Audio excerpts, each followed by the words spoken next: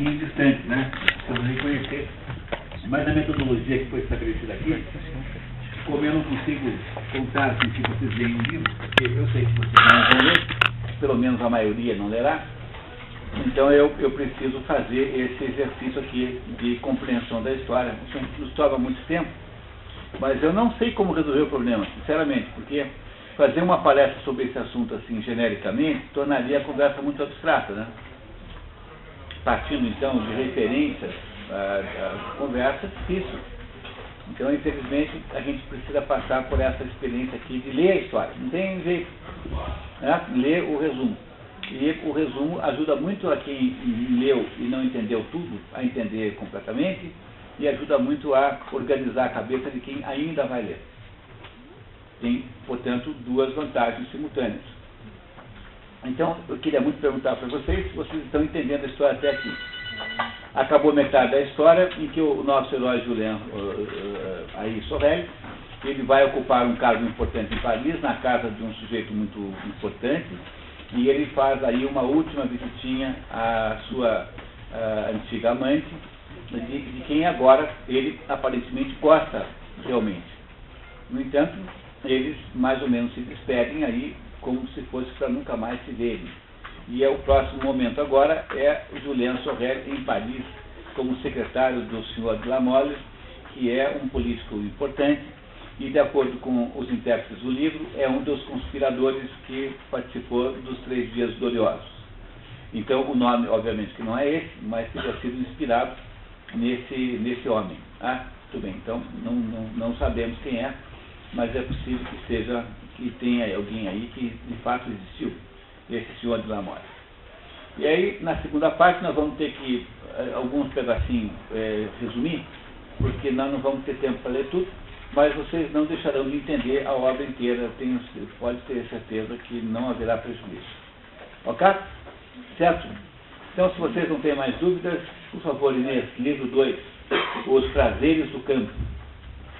Durante a viagem para Paris, Julien escuta na mala posta. 4. A nota do resumidor. Mala posta é uma carruagem de serviço postal que também leva passageiros. A conversa entre 2 passageiros, Falcó e Saint-Giraud. Este último voltando para Paris após tentativa frustrada de se instalar no campo. Montfleury, esta está à venda. Aí está, tem um erro, tá? Está, faltou um acento em H. Está à venda. Perco 50 mil francos, se necessário, mas estou bem alegre. Deixo este inferno de hipocrisias e encrencas. Vou buscar a solidão e a paz campestre no único lugar onde existem, na França, num 4º andar, dando para o Champs-Élysées. Enquanto Falcó argumentava que no tempo de Napoleão as coisas não seriam assim, Saint-Giraud retrucava acusando Bonaparte de ter tentado restabelecer as velhas hierarquias sociais. Um desses dois aí tentou ir para aquilo do campo, porque Paris era muito grande e tal, e ele aí descobre que o único lugar onde ele tem paz e privacidade era num apartamento no Champs-Élysées, que é a rua principal de Paris. Então, abandonando a ideia de viver no interior, que no interior todo mundo sabia da vida dele, ele não tinha nenhuma privacidade, agora está voltando para Paris. Aí tem uma conversa sobre Napoleão Bonaparte. Vocês lembram que o nosso herói, Julien Sorel, é um admirador de Napoleão Bonaparte. Tanto é assim que a primeira coisa que ele faz quando chega em Paris, mesmo sendo tarde, é, em seguida, pode ler, por favor. Assim que chega à capital, Julien vai visitar Malmaison.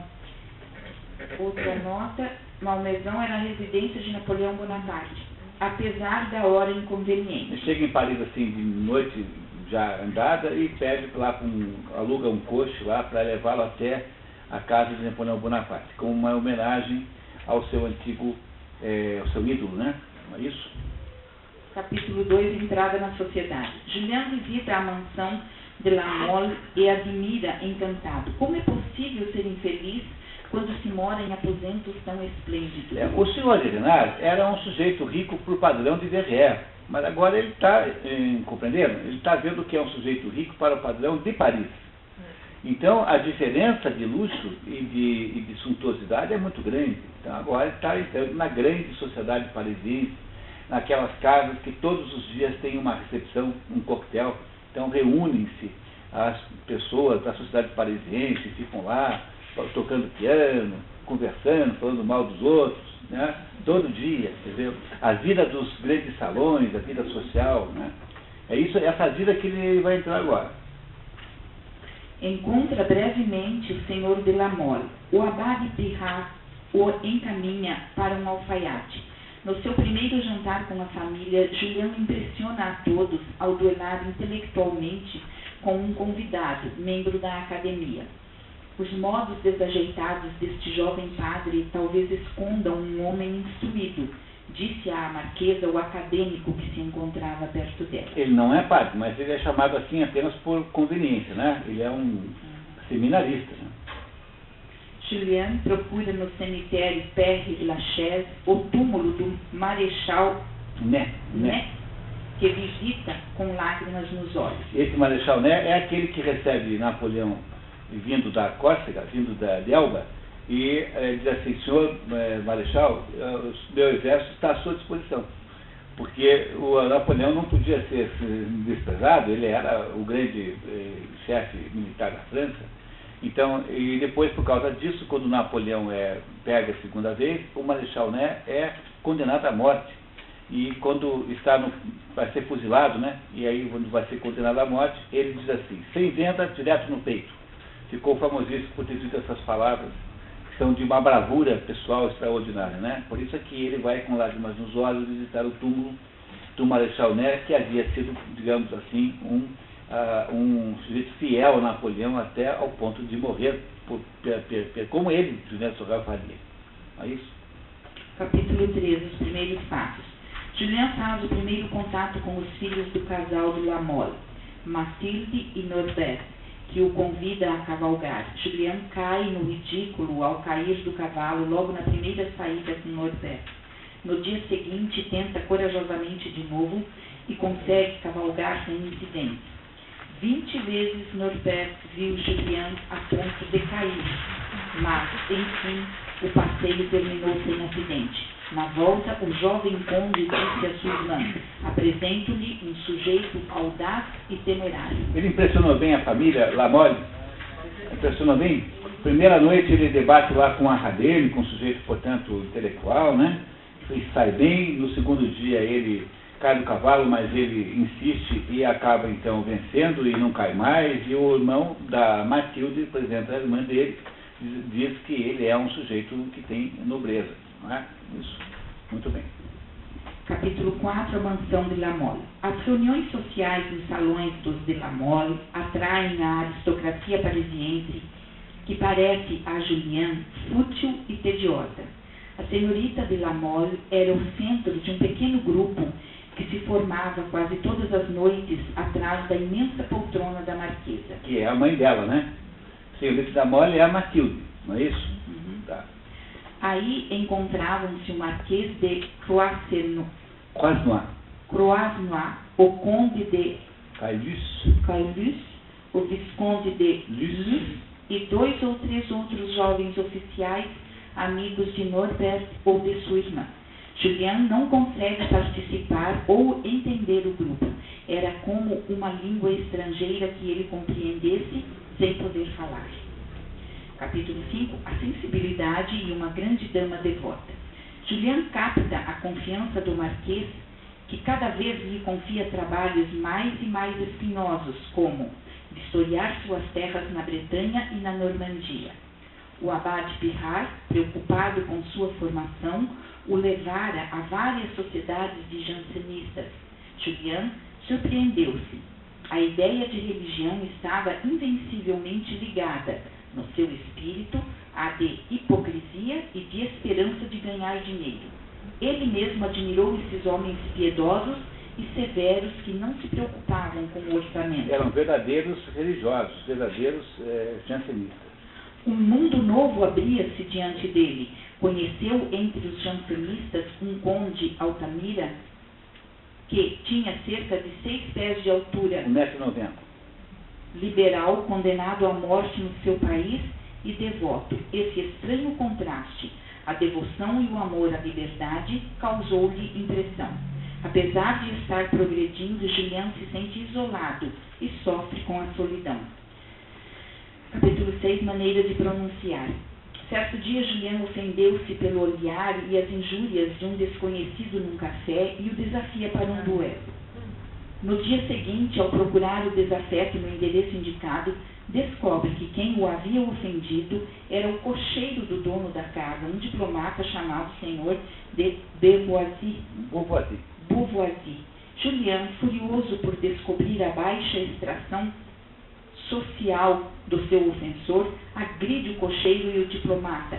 Tomando as dores do empregado, aceita duelar com Julian, que é ferido com um tiro no braço. Ao descobrir a condição social de Julian e para não parecer ter duelado com um empregado doméstico, o senhor de Beauvoisis começa a espalhar o boato de que Julian é filho natural do Marquês de La Mole. Este último não acha a ideia de todo má. Entendendo? Agora, passado mais uma semana, ele virou filho do Marquês. Né? Porque ele brigou lá com o outro, e o outro, a hora que descobriu que brigou lá com o secretáriozinho, você não pode, na regra do duelo, que aliás eu sou o maior adepto disso, acho maravilhosamente bem desenhado. Para que você vai enriquecer advogado? Tem um problema com não sei quem, pronto, 6 da manhã, floretes ali no parque da cidade,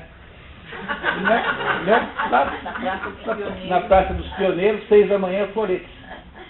Né? Não é isso? É muito melhor. 2 cavaleiros deviam fazer assim. Mas na regra do duelo, você tem direito de recusar um desafiante que está abaixo da sua condição social.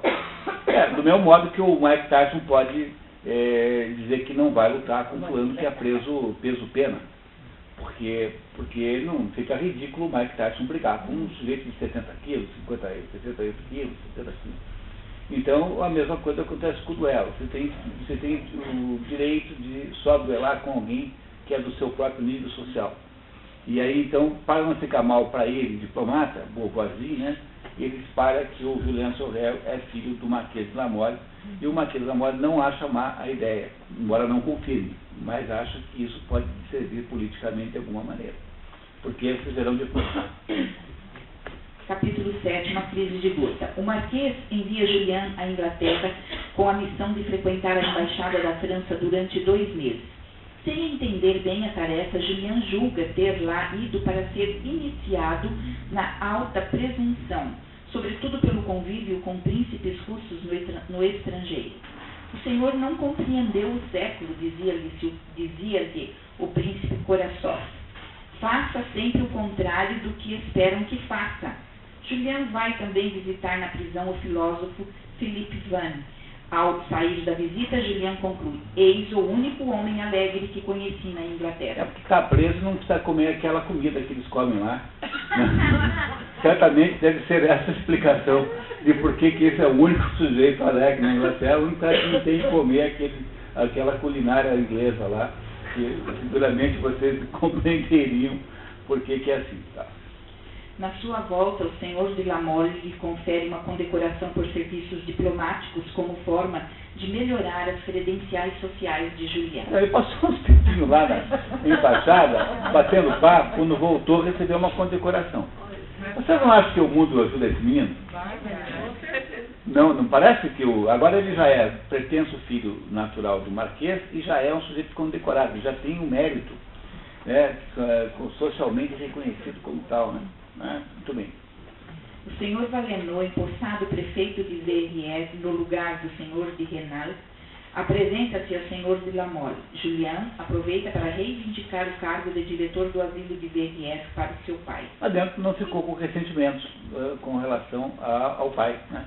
Tanto é que pede lá ao novo prefeito, o senhor de Renal, agora só é fabricante de prédios, não é mais prefeito, então tenta ajudar o pai, né, politicamente. Muito bem. Capítulo 8. Qual a condecoração mais honrosa? Convocado contra sua vontade para uma grande festa na residência do senhor Pierre, Julian passeia pelo salão e ouve comentários sobre a beleza das mulheres presentes, entre as quais Mathilde sobressai. Conversando com Julian, para a inveja de todos os pretendentes, Mathilde pensa, a propósito do conde de Altamira, presente, que a pena de morte é a única grandeza que não se compra. Quer dizer, tudo se compra, a títulos, condecorações, nobreza, mas a pena de morte não. Mas o que ela quer dizer com isso? Vai explicar em seguida. Raciocina. Um título de barão, de visconde, isso se compra. Uma condecoração, isso se dá. Meu irmão acaba de ganhar uma. E o que fez? Ela é irmã do Norberto, né? Ela é filha do Marquês, né? Não é isso? Essa Mathilde. Esperançosa, enfim, de conhecer alguém fora do comum, Mathilde pede ao Marquês de Croisenois que convide Altamira para conversar. Altamira é aquele fulano que está condenado à morte no seu país, que mede 1,90 m, né? Não é isso? Lembra desse fulano que está lá? Que é uma pessoa diferente da média daqueles frequentadores. Enquanto o escuta, medita. Quem entre eles, os jovens presentes, poderia fazer-se condenar à morte, mesmo supondo todas as condições favoráveis? E lembra-se do aborrecimento que a espera se casasse com o tedioso Marquês de Croisenois, um dos seus pretendentes com mais chances. Capítulo 9, o baile. Durante o baile, Mathilde cura o tédio das conversas mundanas, prestando atenção na conversa sobre Danton que Julian trava com o conde de Altamira. Danton é uma personagem da Revolução Francesa que foi mandado matar pelo Robespierre, pelo Saint-Just, que não era nem santo nem justo, né? Saint-Just não era nem santo nem justo, ao contrário. Né? Tá? Hoje eu estou terrivelmente fofoqueiro, você reparou? Uma coisa assim. E o Danton era um tipo populista, assim, que acabou sendo vítima do próprio populismo. Tá? Tem um filme maravilhoso sobre essa história, daquele polonês Andrzej Wajda, chamada Danton, que conta bem essa história, baseado na peça do Blücher, que é um autor alemão chamado Danton, escreveu um livro chamado Danton, que é uma das histórias mais interessantes da Revolução Francesa. Então está lá a Mathilde de olho no Marquês de Altamira. Por quê? Porque o Marquês de Altamira ele parece um sujeito exótico, diferente daquela nobreza fútil que frequentava a casa dela, que era uma nobreza assim, de aparências, títulos comprados, né? Todo mundo ali é falso. E ela está querendo saber onde é que tem uma pessoa real, verdadeira, a Mathilde. Né? Então ela está ali de ouvido na conversa entre o Julian Sorel e o Conde, né? Conde de Altamira. Os dois homens a desconsideram, apesar de ela tentar se insinuar na conversa.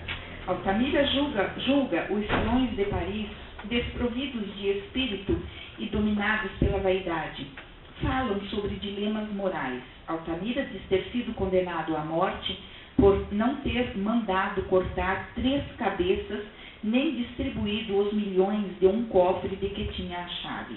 Julian replica dizendo: na época, o senhor não conhecia as regras do jogo. Hoje em dia, Altamira insiste que Julian só o entenderia depois que tivesse matado um homem num duelo. Julian responde: ora, quem quer o fim, quer os meios. Se eu não fosse uma criatura insignificante e tivesse algum poder, mandaria enforcar 3 homens para salvar a vida de 4.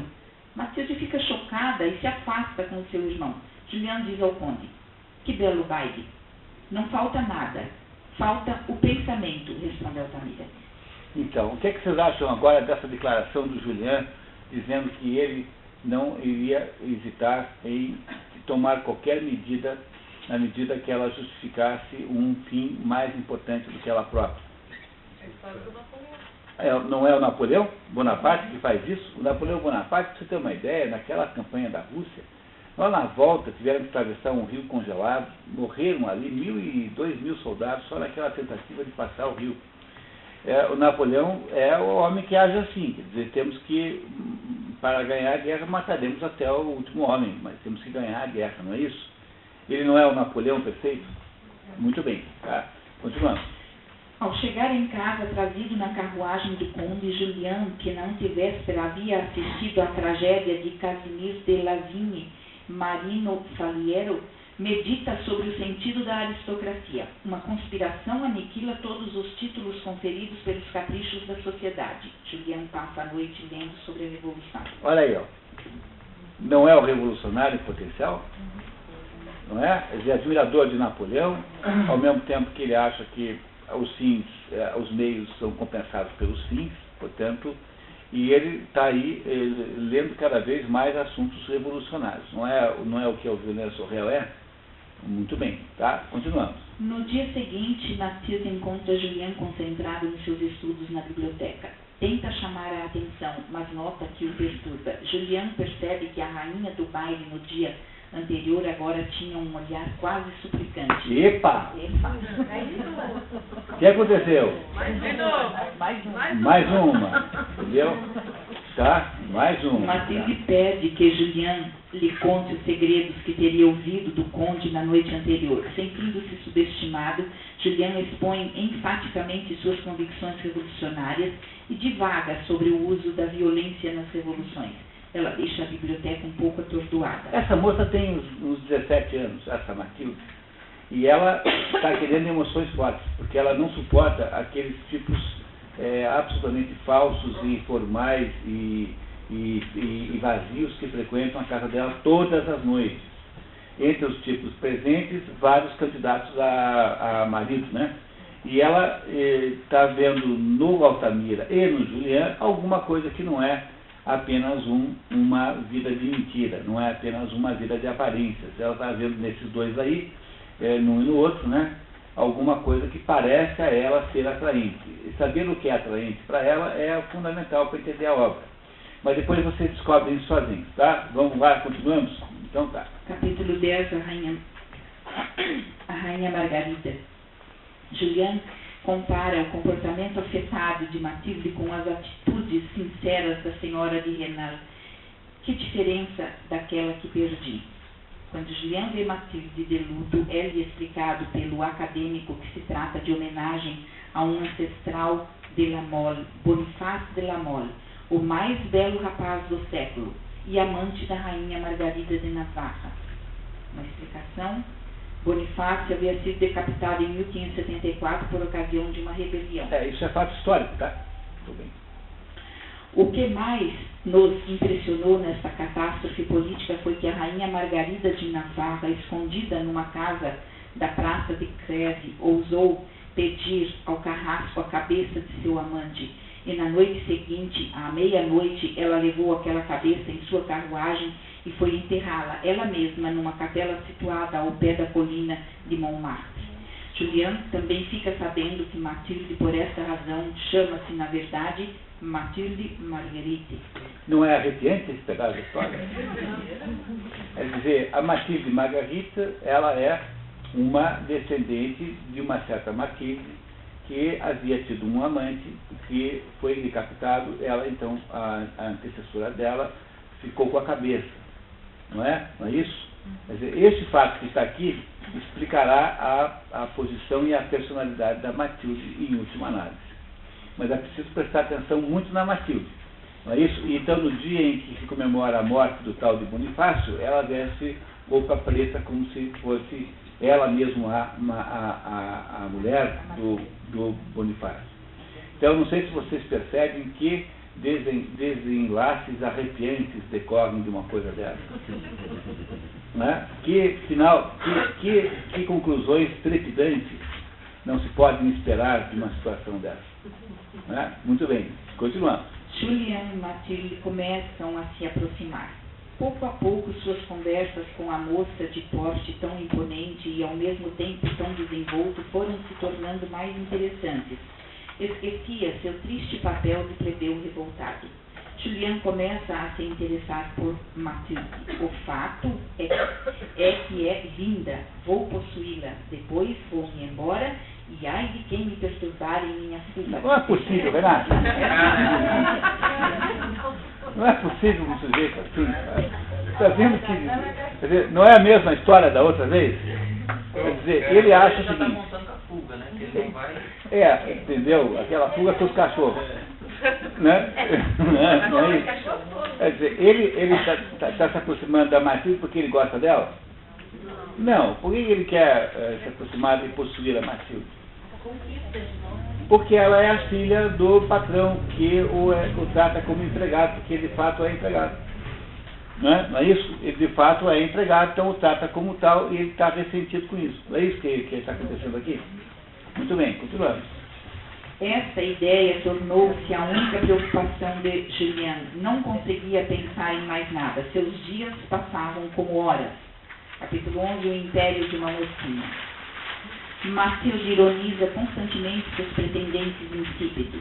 Qual deles teria a ideia de fazer alguma coisa extraordinária? Aqueles chatinhos, aqueles granfinos que frequentavam a casa dela, qual desses daí é que lhe fazia alguma coisa realmente extraordinária? Não fazem nada, eles ficam só recebendo títulos de mentira e se exibindo.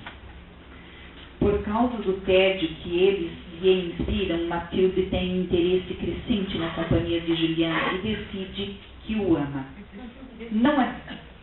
Não adianta, nunca vou conseguir amar Croissant. Querlus e tutti quanti. São perfeitos, perfeitos demais, talvez. Enfim, aborrecem-me. Capítulo 12. Será um Danton? Matilde especula sobre a viabilidade de se casar com um homem pobre. O Julien é um coitado, né? Mesmo que o pai dele tenha alguma coisa, ele perto do Lamolle é um sujeito assim, miserável e tal.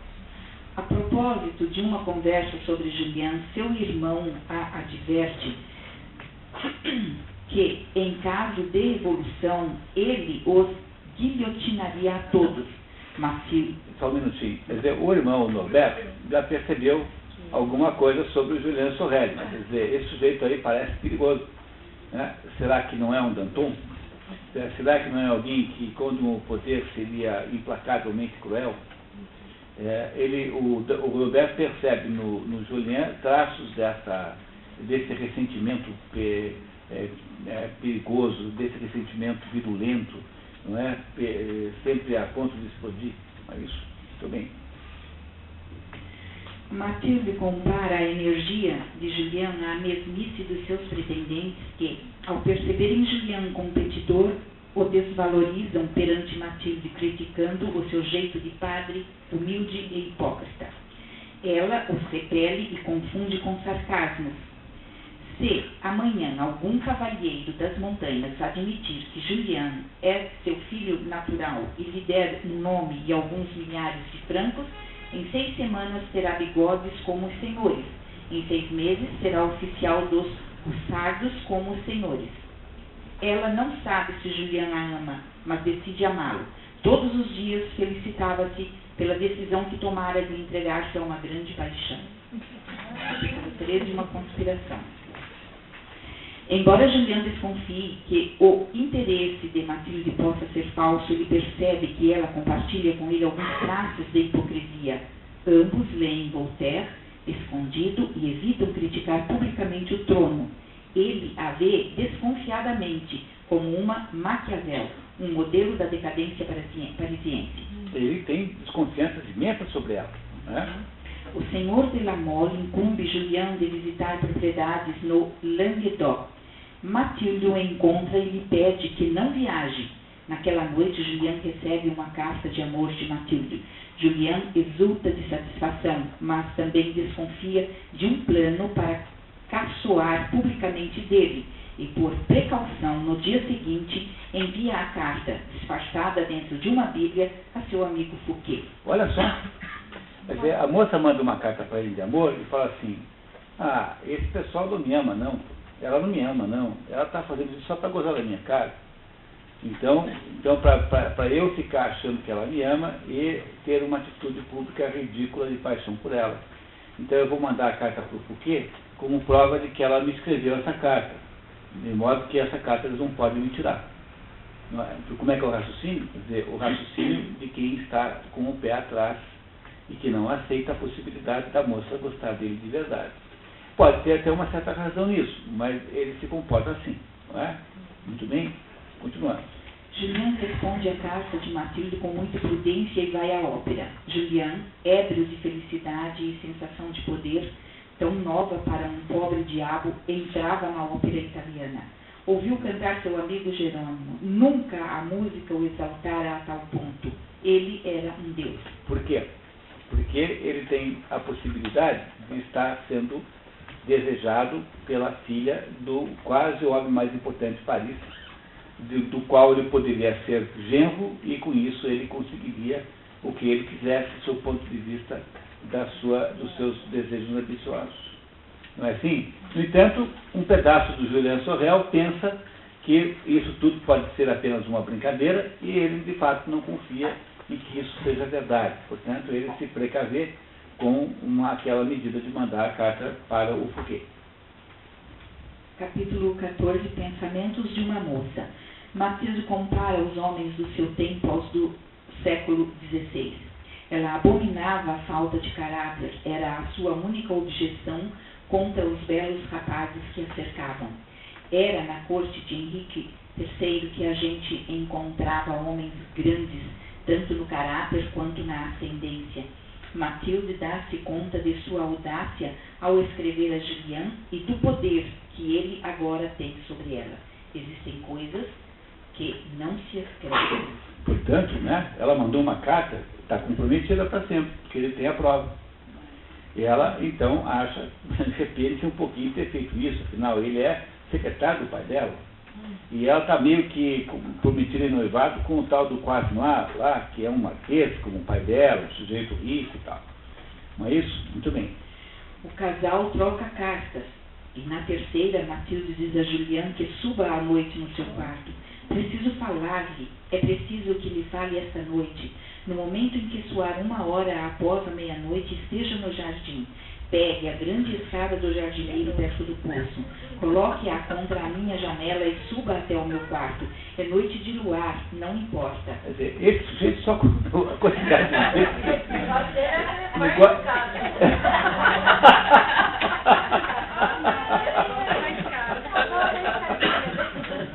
Negócio é verdade, temos que concluir verdadeiramente assim. Vamos ver, agora só o que ele vai fazer. Preste atenção nessa agora. Capítulo 15. Será uma conspiração? Julien desconfia de uma armadilha de que será flagrado escalando a casa pelos amigos parisienses de Matilde, podendo ser morto ou ridicularizado publicamente. É uma noite de luar, né? Na hora que estiver no meio desse cara, todo mundo sai atrás de uma árvore e começa a rir. Né? Olha o palhaço achando que ela vai recebê-lo no quarto dela, entendeu? Então, quando ele abre a janela, alguém diz "bu", né? Ele cai lá de cima. Então, é isso que ele pensa que vão fazer com ele. Tá? Compreendendo isso? Tá? Muito bem. Está claro, querem arruinar-me ou pelo menos zombar de mim. Primeiro, quiseram me pegar com minhas cartas. Elas se mostraram prudentes. Pois bem, precisam de uma ação mais clara que o dia.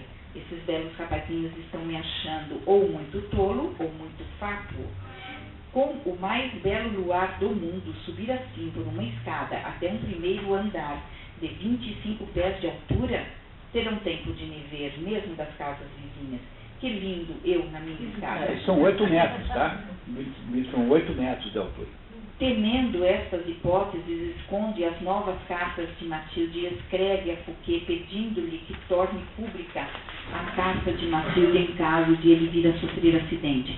No jantar da noite combinada, Julien verifica a escada ao lado da casa e lembra-se da semelhança com o episódio da senhora de Renal. Capítulo 16, 1h da manhã. À 1h da manhã, Julien, com 2 pistolas no bolso, escala até o quarto de Matilde.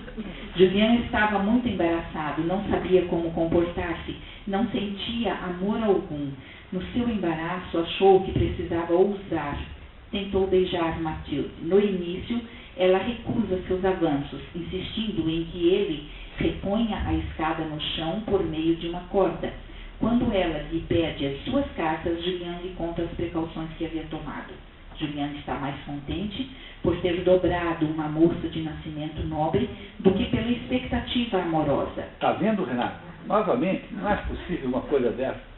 Quer dizer, o que ele queria? Ele queria apenas impor-se à moça, porque a moça era socialmente superior a ele, e a moça, então, significava então, uma espécie de conquista, né? Não é isso? Mas ele não sabe bem o que fazer com ela.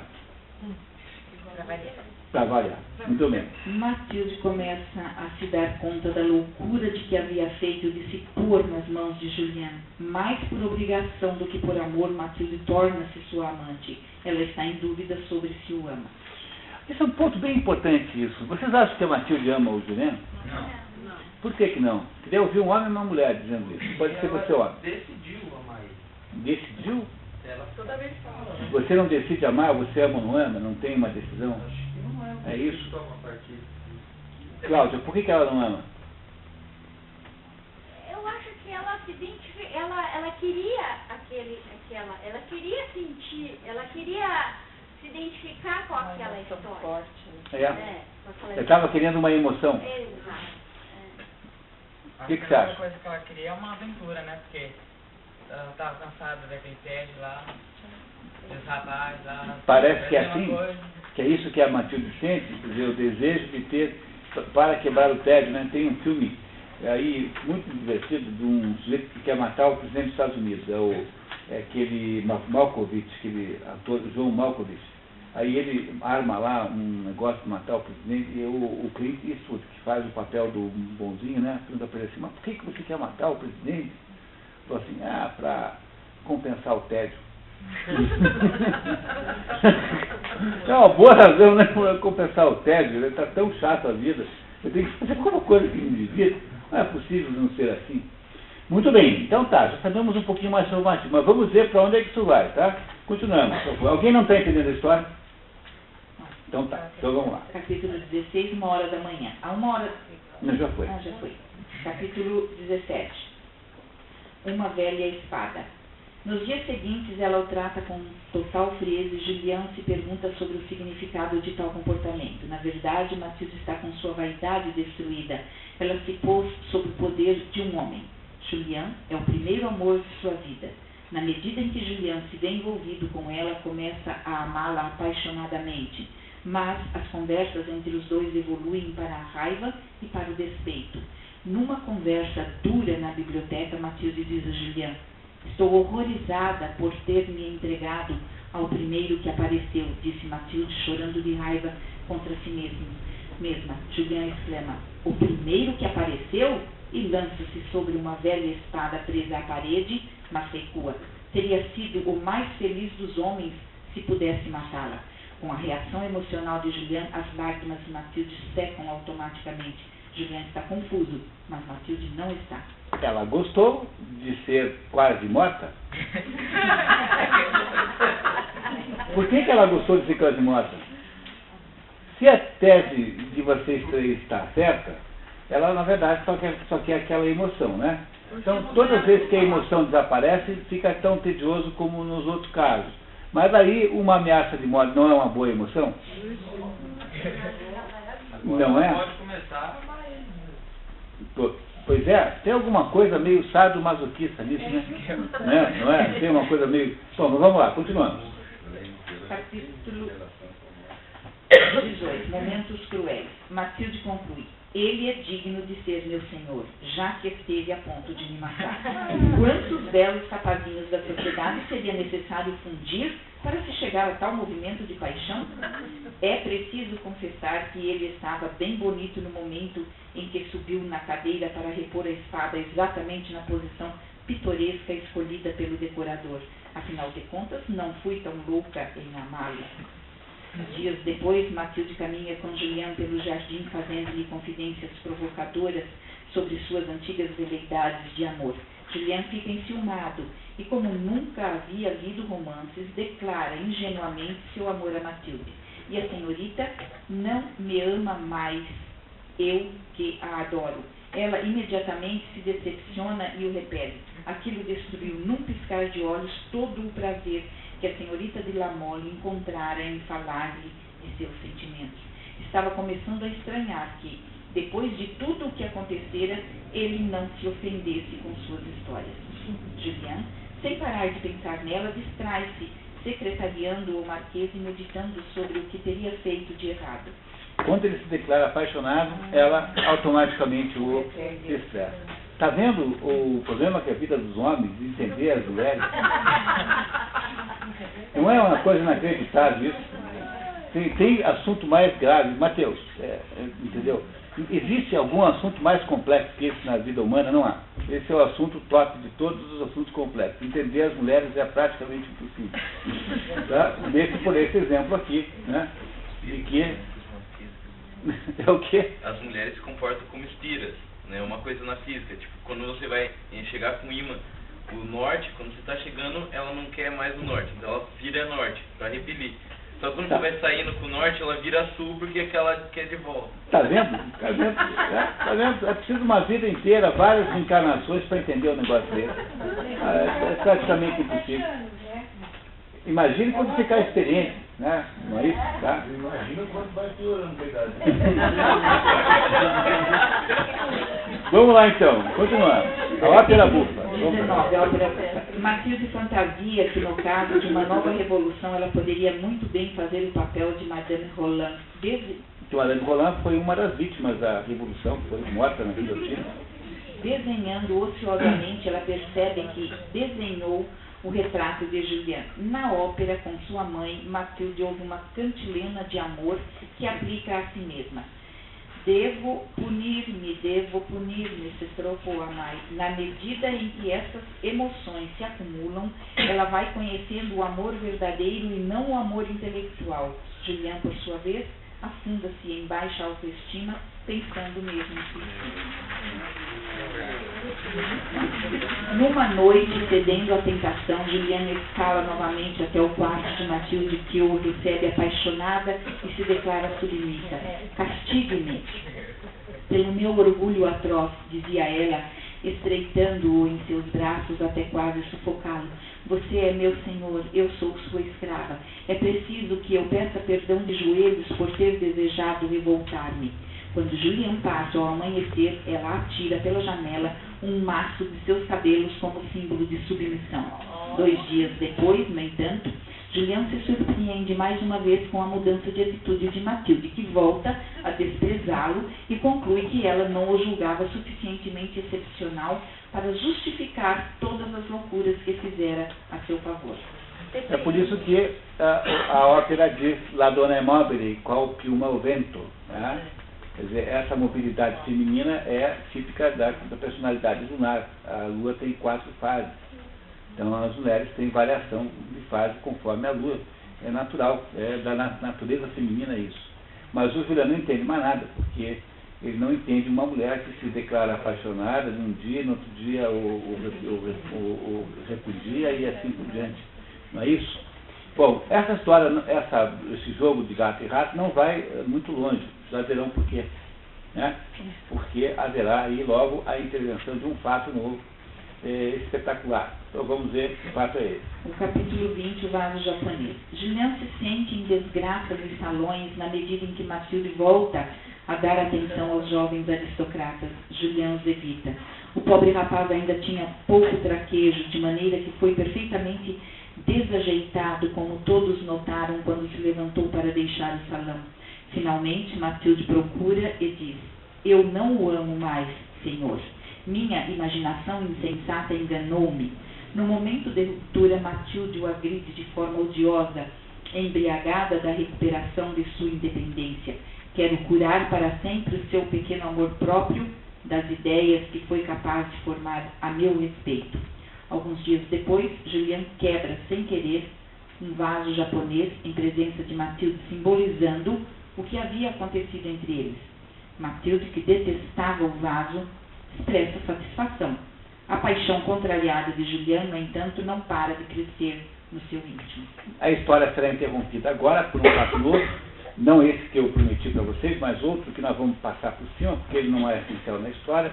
Vamos fazer um pouquinho de resumo aqui agora, em que o Marquês de La Mole, que é um dos conspiradores, na verdade, dos 3 dias gloriosos, manda o Julien, que tinha uma cabeça muito boa, a presenciar uma reunião de conspiradores, e nessa reunião de conspiradores fazer a ata mentalmente, porque precisaria que alguém que ouvisse essa história, ouvisse a reunião, as decisões, e ele vai a essa reunião de conspiradores, onde estão lá, entre outras pessoas, o tal do Bispo Biaggi, aquele jovem que ele havia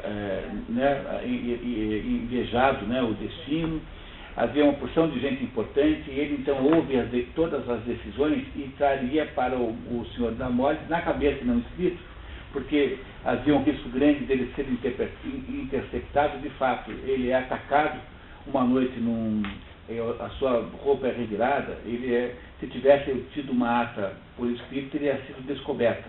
E ele traz, então, essas informações para o Marquês de La Mole. Então, nós pulamos aí os próximos capítulos, né? Não é isso? Tá? E vamos lá. Aí o que acontece? No capítulo 24, na página 15, você tem aí Estrasburgo. Por quê? Porque aí, como ele havia feito funcionário, ele é mandado pelo Marquês de La Mole a ficar em Estrasburgo, uma cidade que fica na fronteira da Alemanha com a França, para desaparecer um pouquinho de cena. E lá em Estrasburgo ele encontra um nobre russo que ele havia conhecido naquele episódio em que ele foi à embaixada em Londres, onde conheceu os nobres russos. Esse nobre russo, que era uma espécie assim de grande conquistador, resolve ensiná-lo a como é que faz para dobrar a Matilde. E ele é o quê? Conhecedor de mulheres. Ele falou assim: olha, então eu vou ensinar para você. Sabe aquele lobo do desenho animado ensinando o lobinho a caçar galinha? Né? Mais ou menos aquele lobo velho ensinando o filho a roubar galinha, né? Aquela mesma ideia, né? Aí esse sujeito, que é um sujeito muito experiente e tal, ensina: olha, você vai fazer o seguinte. E é tão engraçado isso que eu gostaria muito de que vocês lessem isso comigo, tá? Então vamos ler aí o Estrasburgo, capítulo 24, por favor. Não que seja importante para entender a história, mas é tão pitoresco. Então vamos lá, 24 na página 15. Durante sua estada na cidade, Julian não para de pensar em Matilde. Matilde absorvera tudo. Ele a encontrava em todos os cantos do seu futuro. Passeando tristemente a cavalo perto de Kell, um dos teatros das operações napoleônicas, Julian encontra o príncipe Korasoff, que havia conhecido na sua embaixada de Londres, que lhe descreve com detalhes o cerco de 1796. O príncipe percebe Julian triste. O senhor mais parece um trapista, disse a Julian. Está exagerando o princípio de seriedade que lhe ensinei em Londres. O ar triste nunca é de bom tom. O ar de tédio é que é necessário. Se está triste, alguma coisa lhe falta, alguma coisa que não deu certo. É mostrar-se inferior. Se está entediado, pelo contrário, aquilo que tentou sem sucesso agradar-lhe é inferior. Viu? Não? Entendeu? Esse sujeito entende como é que você faz para viver socialmente. Esse é o truque. Nunca pareça triste, pareça entediado. Entendeu? Que é muito melhor, você impressiona muito mais as pessoas. E agora ele vai ensinar para a raposinha jovem, né, o raposão velho vai ensinar para a raposinha jovem como é que faz para conseguir a Matilde. Julian desenvolve grande confiança e admiração por Korasoff e acaba lhe contando as razões de sua tristeza. Korasoff, especialista na arte da sedução, monta para ele um plano para conquistar Matilde com base na manobra de fingir interesse por outra mulher. A mariposa se queima na chama. O plano consiste em Julian ver Matilde todos os dias e cortejar ostensivamente outra mulher, enviando-lhe na exata sequência cópias de 53 cartas de amor que o príncipe lhe entrega. Voltando a Paris, Julian, seguindo o plano de Korasoff, escolhe como alvo a ainda jovem senhora de Fervaques, viúva de um marechal. Então, ele foi o alvo, que é essa senhora de Fervaques, e vai então mandar as 53 cartas para a viúva de Fervaques. E começa a fazer isso. Só que ele copia as cartas sem prestar atenção, e ele não lê as cartas que a Fervaques manda para ele de volta, porque ele fica interessado na Fervaques. E ele acabou, na hora que ele faz a cópia, ele não presta atenção, e em vez de botar, ele começa a trocar as cidades, porque é óbvio que não é para copiar ipsis-literis, então ele tinha que mudar a cidade, para não parecer que era na Rússia e tal. Não vai dando certo. O mais interessante é que entre as recomendações do Marquês está assim: na hora de entregar as cartas, apareça sempre com um ar constrito. E se tiver alguma empregada, alguma criada observando, sempre faça assim nos olhos, enxugue os olhos, para que ela saiba que você tem chorado. Para que ela pense que ela irá correndo contar para a patroa que um homem com lágrimas nos olhos deixou aquela carta lá. O mais incrível de tudo é que o plano funciona absolutamente bem, não é isso? E aí, então, vamos para o capítulo 30, um camarote na ópera bufa, não é isso? Não, é um pouquinho antes do Tédio, no capítulo 19, o Tédio. A senhora de Fervac, que está começando a envolver-se, lamenta que Julian ainda não seja padre para calar a boca dos caluniadores. Seria tão fácil para mim fazer dele um vigário geral em alguma diocese de Paris, mas o senhor Sorel é simplesmente e, ainda por cima, pequeno secretário do senhor de La Mole. É desolador. Certo dia, Matilda viu Julian receber cartas da senhora de Fervac, cujos envelopes Julian havia sobrescrito a pedido da marechala, faz uma cena de ciúmes. Isso é coisa que não posso admitir, exclamou Matilda, apoderando-se da carta. O senhor se esquece completamente de mim, eu que sou sua esposa. Sua conduta é horrorosa. Matilda se atira a seus pés e Julian conclui. Aí está essa orgulhosa aos meus pés. Funcionou. Pronto. Ela não havia dito que ele tinha que parar de ter pretensões com ela, que ele tinha se enganado nas suas fantasias sobre ela, e agora está aí. Deu certo, o tal do conde russo lá sabia de fato do que estava falando. Então, todo mundo amanhã começa a usar o teste aí, faz, né? Não é isso? Tá? Muito bem. Aí vamos ao camarote na ópera bufa. Matilde abre nervosamente as cartas da marechala, as lê com olhos cheios de lágrimas. O senhor sabe que sou orgulhosa. É a desgraça de minha posição e mesmo de meu caráter, confesso. A senhora de Fervac roubou-me o seu coração. Teria ela feito a seu favor todos os sacrifícios a que este amor fatal me levou? Olha que pergunta extraordinária. Será que ela fez os mesmos sacrifícios que eu? Quer dizer, eu adoro essa elegância, né? Entendeu? Não é uma coisa maravilhosa uma mulher fazer uma pergunta dessa para um homem? Eu acho emocionante. Julian a trata com frieza, apesar da tentação de ceder à paixão que o queima. À noite, ele aceita o convite da marechala para acompanhá-la à ópera. No teatro, a senhora de Fervac diz a Julian: o senhor viu as senhoras de La Mole, disse-lhe. Estão na terceira fila. Imediatamente, Julian debruçou-se sobre a sala, apoiando-se com certa indelicadeza na frente do camarote. Viu Matilde. Seus olhos estavam brilhantes de lágrimas. Julian estava também morrendo de amor. Capítulo Pode continuar. 31. Amedrontá-la. Julian vai ao camarote da senhora de La Mole e encontra Matilde aos prantos. Apesar da tentação, sai sem lhe dirigir a palavra, com medo de trair o seu amor. Julian acha que tal confissão faria desaparecer o amor de Matilde.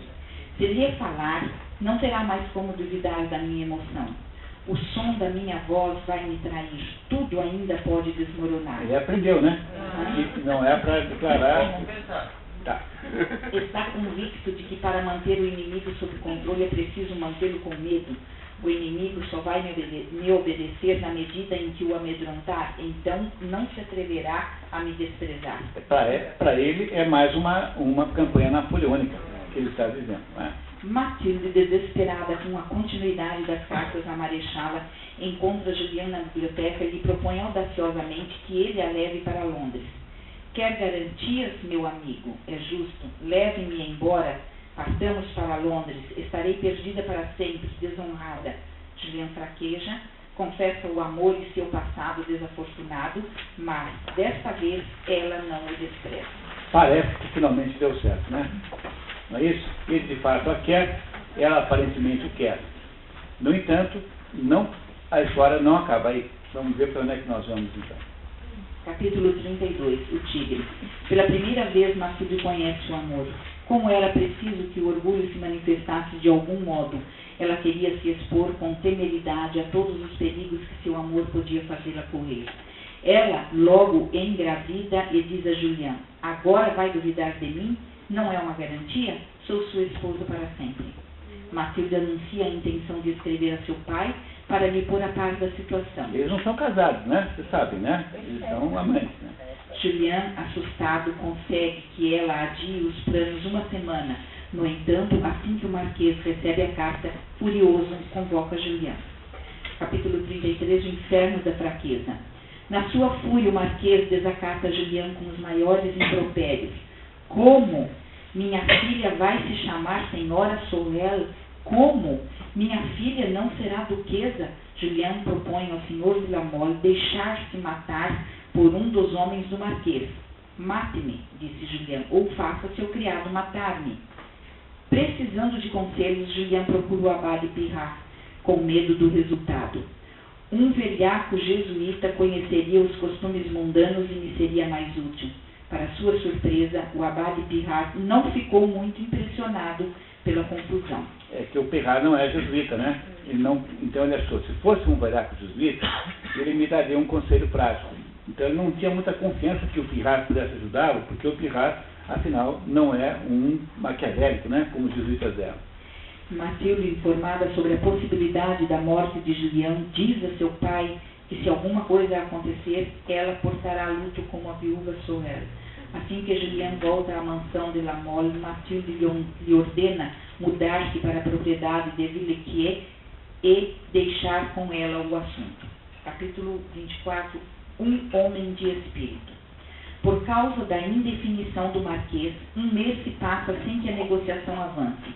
Certo dia, o Marquês comunica ter decidido doar a Julian e a Matilde uma parte de suas propriedades em Languedoc, que rendem 20.600 francos anuais. É um dinheirão. Está dando certo. O sogro tocou o genro e vai acertar a vida econômica dos dois. Matilde, enquanto isso, fala sobre casamento com seu pai.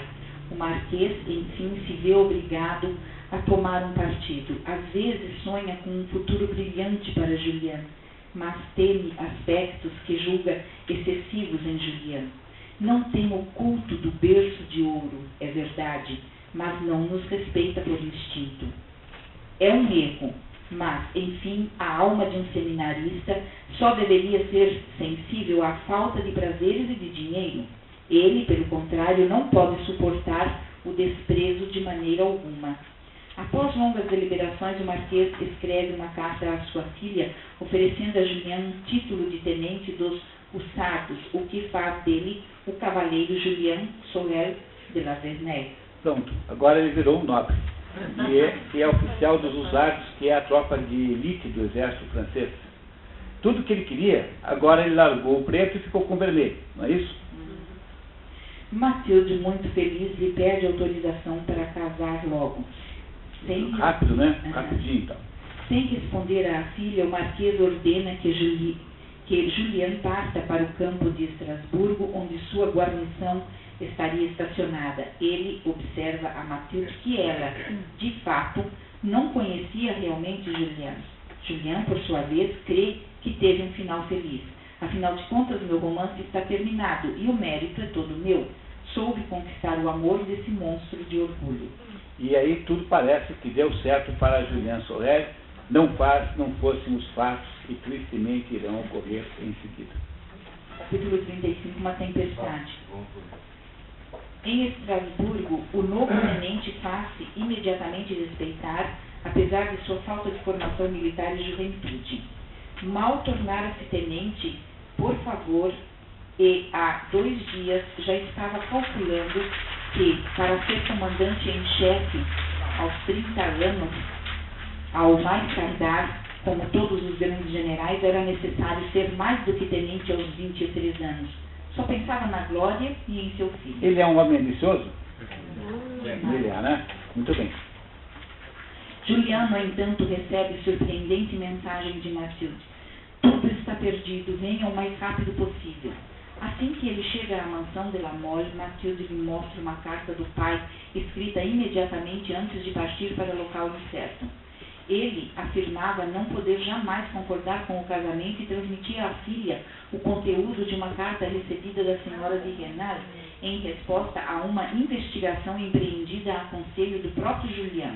A carta denunciava com severidade a ambição de Julian, capaz de usar a arma da sedução para subir na vida. Carta que a Madame de Renal havia escrito sob pressão do seu confessor. Então, o Marquês vai investigar a vida do Julien de Renal, o Julien Sorel, e ela avisa, falou assim, pode perguntar para todo mundo, só que a Madame de Renal vai conversar com o confessor, e o confessor a obriga a escrever uma carta que depõe mal contra o caráter do Julien. É essa carta que faz com que o senhor de Lamole tenha desistido do casamento. Assim que ouve estas palavras, Julien apanha 2 pistolas e pega a mala postal para Verrières. Lá chegando, no domingo de manhã, vai à igreja onde a senhora de Renal assiste à missa e lhe dá 2 tiros. O primeiro perde-se e no segundo ela cai. Detalhes tristes. Julien é imediatamente preso. A senhora de Renal está apenas ferida pelo segundo tiro, o que muito a aflige, porque ela desejava a morte. Morrer pela mão de Julien é a maior felicidade. Remoía-se de arrependimento pela carta que escrevera sob pressão de seu confessor. Ao juiz, Julien confessa integralmente. Deseja a pena de morte que acha merecida.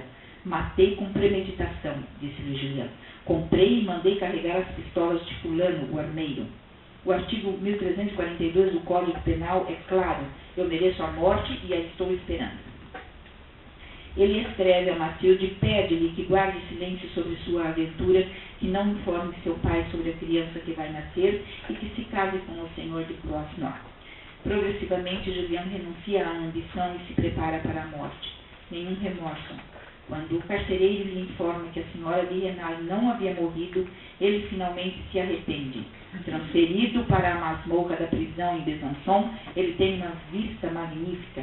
Pensa em se matar, mas desiste. Julien acha na prisão uma espécie de felicidade. Além disso, a vida me agrada, a temporada está tranquila, não tenho do que me queixar. Capítulo 37. Um torreão. Julien recebe a visita do abade Chelan, envelhecido pelas circunstâncias adversas do final da sua vida. Ah, santo Deus, será possível, meu filho? Monstro, é o que eu devia dizer. Como efeito desta visita, Julien vê a morte em toda a sua crueza e ela lhe parece menos fácil do que antes. Esta noite estou a 10 graus abaixo da coragem necessária para enfrentar a guilhotina. Fouquet também o visita e oferece desfazer-se dos seus bens para ajudar Julien a fugir. Esta visita sincera e amiga devolve a Julien a força que a visita do abade lhe havia tirado. Julien não quer ver seu pai. Um homem poderoso. Disfarçada de camponesa, Matilde vem visitá-lo. Julien lhe censura esta audácia que poria tudo a perder caso ela fosse descoberta. Ela, de fato, teve de contar o seu verdadeiro nome a um secretário do juiz para poder entrar na prisão. Jurei-lhe ser sua mulher e terei uma permissão para vê-lo todos os dias. Perturbada, ela propõe a Julien que ambos se suicidem. Ela examinava o seu amante, que achou muito superior a tudo que imaginara. Boniface de la Mole parecia ter ressuscitado ainda mais heróico. Lembra do Boniface? Aquele que guilhotinado teve a sua cabeça guardada pela mãe? Matilde procura pessoas influentes de Besançon para agirem em favor de Julien e acaba conseguindo uma entrevista com o abade de Frilair, ironicamente grande adversário de seu pai. Lembra que o abade e o pai tinham uma briga e que o Perrat defendia o pai dela, né? Lá, por isso é que trouxe o Julien Sorel para morar lá com a família. Frilair ladinamente calcula que vantagens políticas pode obter da situação, que partido tirar dessas estranhas confidências, e garante hipocritamente a Matilde poder induzir a maioria dos jurados a favor de Julien. A intriga. Matilde agora vivencia a mais louca paixão por Julien, fala dos projetos mais audaciosos e planeja impressionar o público pelos excessos de sua paixão. Escreve à senhora de Fervaques pedindo-lhe que convença o bispo a escrever ao senhor de Frilair. Julien, no entanto, está cansado de heroísmo e quer um pouco de solidão. A ambição está morta no seu coração. Uma outra paixão ressurgira das cinzas. Ele a chamava remorso de ter atirado na senhora de Renal, por quem está perdidamente apaixonado. Julian propõe a Matilde que se case com o senhor de Croisnois, com quem terá futuro, e que confie a guarda de seu filho a uma dama de leite em Verrières, sob a supervisão da senhora de Renal. Permita-me dizer-lhe, em 15 anos irá ver como uma loucura desculpável, mesmo assim uma loucura, o amor que teve por mim. Parou de repente e ficou pensativo. Deparava-se novamente com essa ideia tão chocante para Matilde. Daqui a 15 anos a senhora de Renal vai adorar meu filho e você o terá esquecido. Não é uma proposta dura essa, dizendo para Matilde entregar o filho deles para a Madame de Renal. Não é? Bom, esse ponto é bem importante, tá? A gente já fala dele um pouquinho. A tranquilidade. Em face do juiz e do advogado, Julian despreza os elementos de sua defesa. Ele constata que só conheceu a felicidade na vida depois que foi preso e ameaçado de execução. É estranho que eu só tenha conhecido a arte de gozar a vida depois de ver meu termo se aproximar. O seu termo. De ver o seu termo se aproximar. O final da vida. Uhum. Passa os dias fumando charutos holandeses que Matilde me manda. Enquanto isso, Matilde escreve anonimamente a cada um dos jurados pedindo clemência. O julgamento. É aberto o processo. Matilde traz o abade de Frilair uma carta do bispo de primeiro prelado da França pedindo por Julian. Novamente, Frilair declara encarregar-se do júri. Quando Julian vai ao tribunal, um murmúrio de interesse preenche a sala repleta de mulheres jovens que disputam lugar para assistir aos debates. Meu Deus, como é jovem! Mas é uma criança, é mais bonito do que no retrato. Durante os procedimentos, Julian fala durante 20 minutos. Diz tudo o que pensa livremente e se apresenta como o caso de um camponês ambicioso que merece a pena de morte. Não tenho ilusões. A morte me espera. Ela será justa. Fui capaz de atentar contra a vida da mulher mais digna de todo o respeito, de todas as homenagens. Mas, ainda que fosse menos culpado, vejo homens que, sem se deterem em tudo que a minha juventude pode merecer de piedade, vão querer punir e desencorajar para sempre esta classe de jovens que, nascidos numa classe inferior e de alguma forma oprimidos pela pobreza, têm a sorte de conseguir uma boa educação e a audácia de misturar-se ao que o orgulho dos ricos chama de boa sociedade. Este é o meu crime, senhores, e na verdade será punido ainda mais severamente por não ser julgado pelos meus pares. Ele ficou mais humilde, portanto, não ficou. Ele faz agora um discurso dizendo-se perseguido como Napoleão teria sido perseguido pelas elites, não é isso? Muito bem. Após longa deliberação, o júri, presidido pelo senhor Valenod, declara o culpado e o condena à morte em 3 dias. Em volta de Julian, as mulheres soluçam e Matilde, escondida atrás de uma coluna, emite um grito.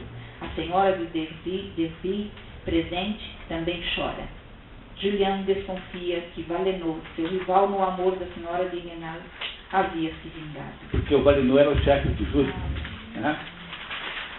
Sentido. Voltando à prisão, Julian é colocado num desconfortável quarto destinado aos condenados à morte. Ele recusa as consolações da religião e toma Deus e a Bíblia como déspotas sem piedade. Ora, se encontrar o Deus dos cristãos, estou perdido. É um déspota, como tal, repleto de ideias de vingança. Sua Bíblia só fala de punições atrozes.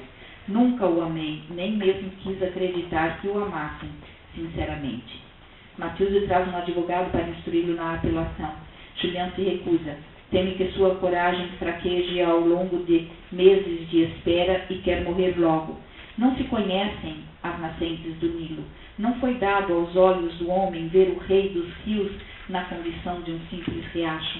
Assim também nenhum olho humano verá Julian fraco. Para começar, porque não o é. Não é orgulhoso?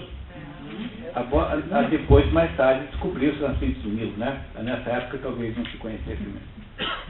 Durante toda a conversa, Julian não para de pensar na senhora de Renal. Está convencido que a mulher que ele tentou matar é a única que chorará sinceramente a sua morte. Via a senhora de Renal chorando, seguia o trajeto de cada lágrima naquele rosto encantador. Uma hora depois ele é acordado pelas lágrimas da senhora de Renal. Ela lhe suplica que assine o apelo e desta vez ele concorda. Fazem-se confidências sobre o passado. Sou uma mulher que perdeu a honra. É verdade que foi por você. Julián se dá conta dos sacrifícios feitos por ela para vir vê-lo na prisão. Conversam amorosamente. Enquanto isso, na porta da prisão, um padre fanático cercado de populares está postado de joelhos na lama esperando obter a última confissão de Julián. Contrariado por esta situação que atraía a multidão, Julián deixa o padre entrar e se livra dele ao pedir-lhe que reze uma missa em sua intenção. Nova visita de Matilde. Ela diz a Julián que se o recurso não for feito, a morte dele teria o valor de um suicídio.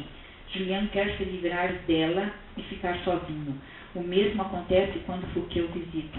Aparece o pai, que Julián recebe com muito desagrado e que o entope de acusações.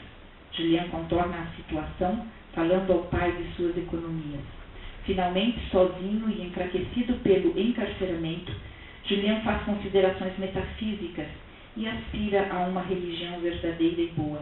No final, conclui que a única coisa que lhe faz verdadeira falta é a presença da senhora de Renal. Ai de mim! A senhora de Renal está ausente. Talvez seu marido não a deixe mais voltar a Besançon para não continuar a desonrá-lo. Contrariamente às instruções de seu marido, a senhora de Renal vem a Besançon para ficar perto de Julián. Ela o vê 2 vezes por dia. Julián fica sabendo da morte em um duelo do senhor de Croisenois, que havia tomado conhecimento da verdadeira situação de Matilde e havia desafiado um detrator. Essa morte muda os planos que Julián fizera para Matilde, e agora ele espera poder convencê-la a se casar com o senhor de Lille, mas, deprimida pela descoberta de que Julián ama outra, Matilde vive sua própria crise. No meio desta vida calma com a senhora de Renal, Julián é ainda vítima de uma intriga de seu confessor, que lhe exige uma conversão contundente para impressionar as moças de Besançon. As lágrimas que a sua conversão fará derramar anularão o efeito corrosivo de 10 edições das obras ímpias de Voltaire. Julián recusa-se. A senhora de Renal quer ir a Saint-Claude pedir clemência ao rei Carlos X. Julián a proíbe. Ele se prepara para seu fim, pedindo a Fouquet que os seus restos sejam enterrados na pequena gruta nas montanhas com vista para Verrières. Várias vezes, como já lhe contei, retirado à noite nessa gruta e com o olhar mergulhado ao longe sobre as mais ricas províncias da França, a ambição inflama meu coração. Era então a minha paixão. Enfim, essa gruta me é cara e não pode deixar de convir que é situada de maneira a causar inveja à alma de um filósofo. Após a execução, Matilde vem buscar os despojos, apanha a cabeça de Julián e beija sua testa. No cortejo fúnebre, sem que ninguém saiba, ela carrega a cabeça de Julián sobre os joelhos. A cerimônia envolve 20 padres e uma multidão de curiosos vindos das imediações. Todos os moradores dos vilarejos das montanhas atravessadas pelo cortejo tinham-nos seguido, atraídos pela singularidade da estranha cerimônia. Mais tarde, com a ajuda de Fouquet, Matilde enterra pessoalmente a cabeça de Julián e manda cobrir de mármore italiano a gruta funerária. A senhora de Renal morre 3 dias depois do enterro de Julián.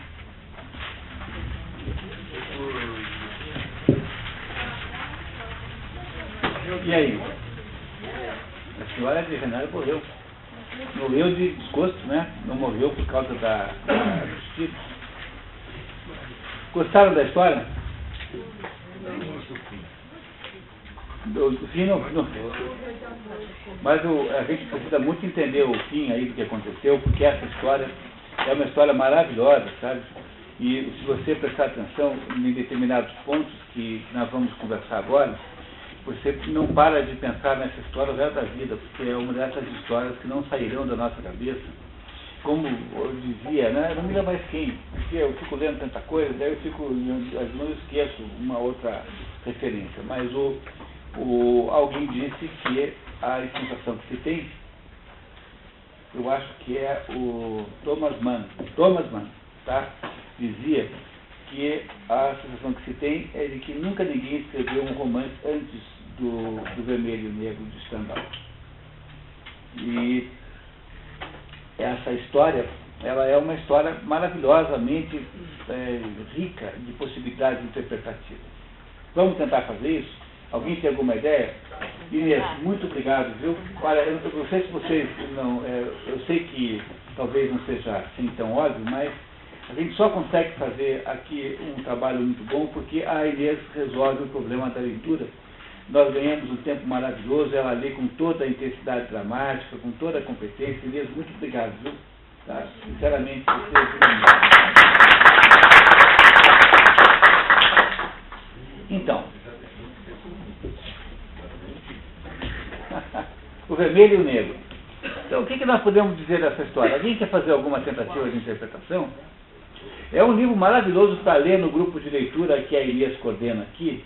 Eu poria na lista lá dos livros, porque é um livro cheio de detalhes divertidíssimos, muito interessante. O resumo sempre é inferior, né? Nunca consegue dar a ideia real do que é o tamanho, né? O tamanho, a dimensão da obra, né?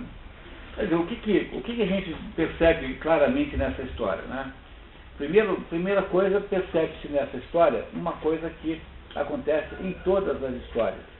Porque não existe nenhum romance digno do nome, nenhuma obra verdadeiramente literária, no sentido próprio da palavra, que não seja necessariamente tensional. Há sempre tensões o tempo todo na obra.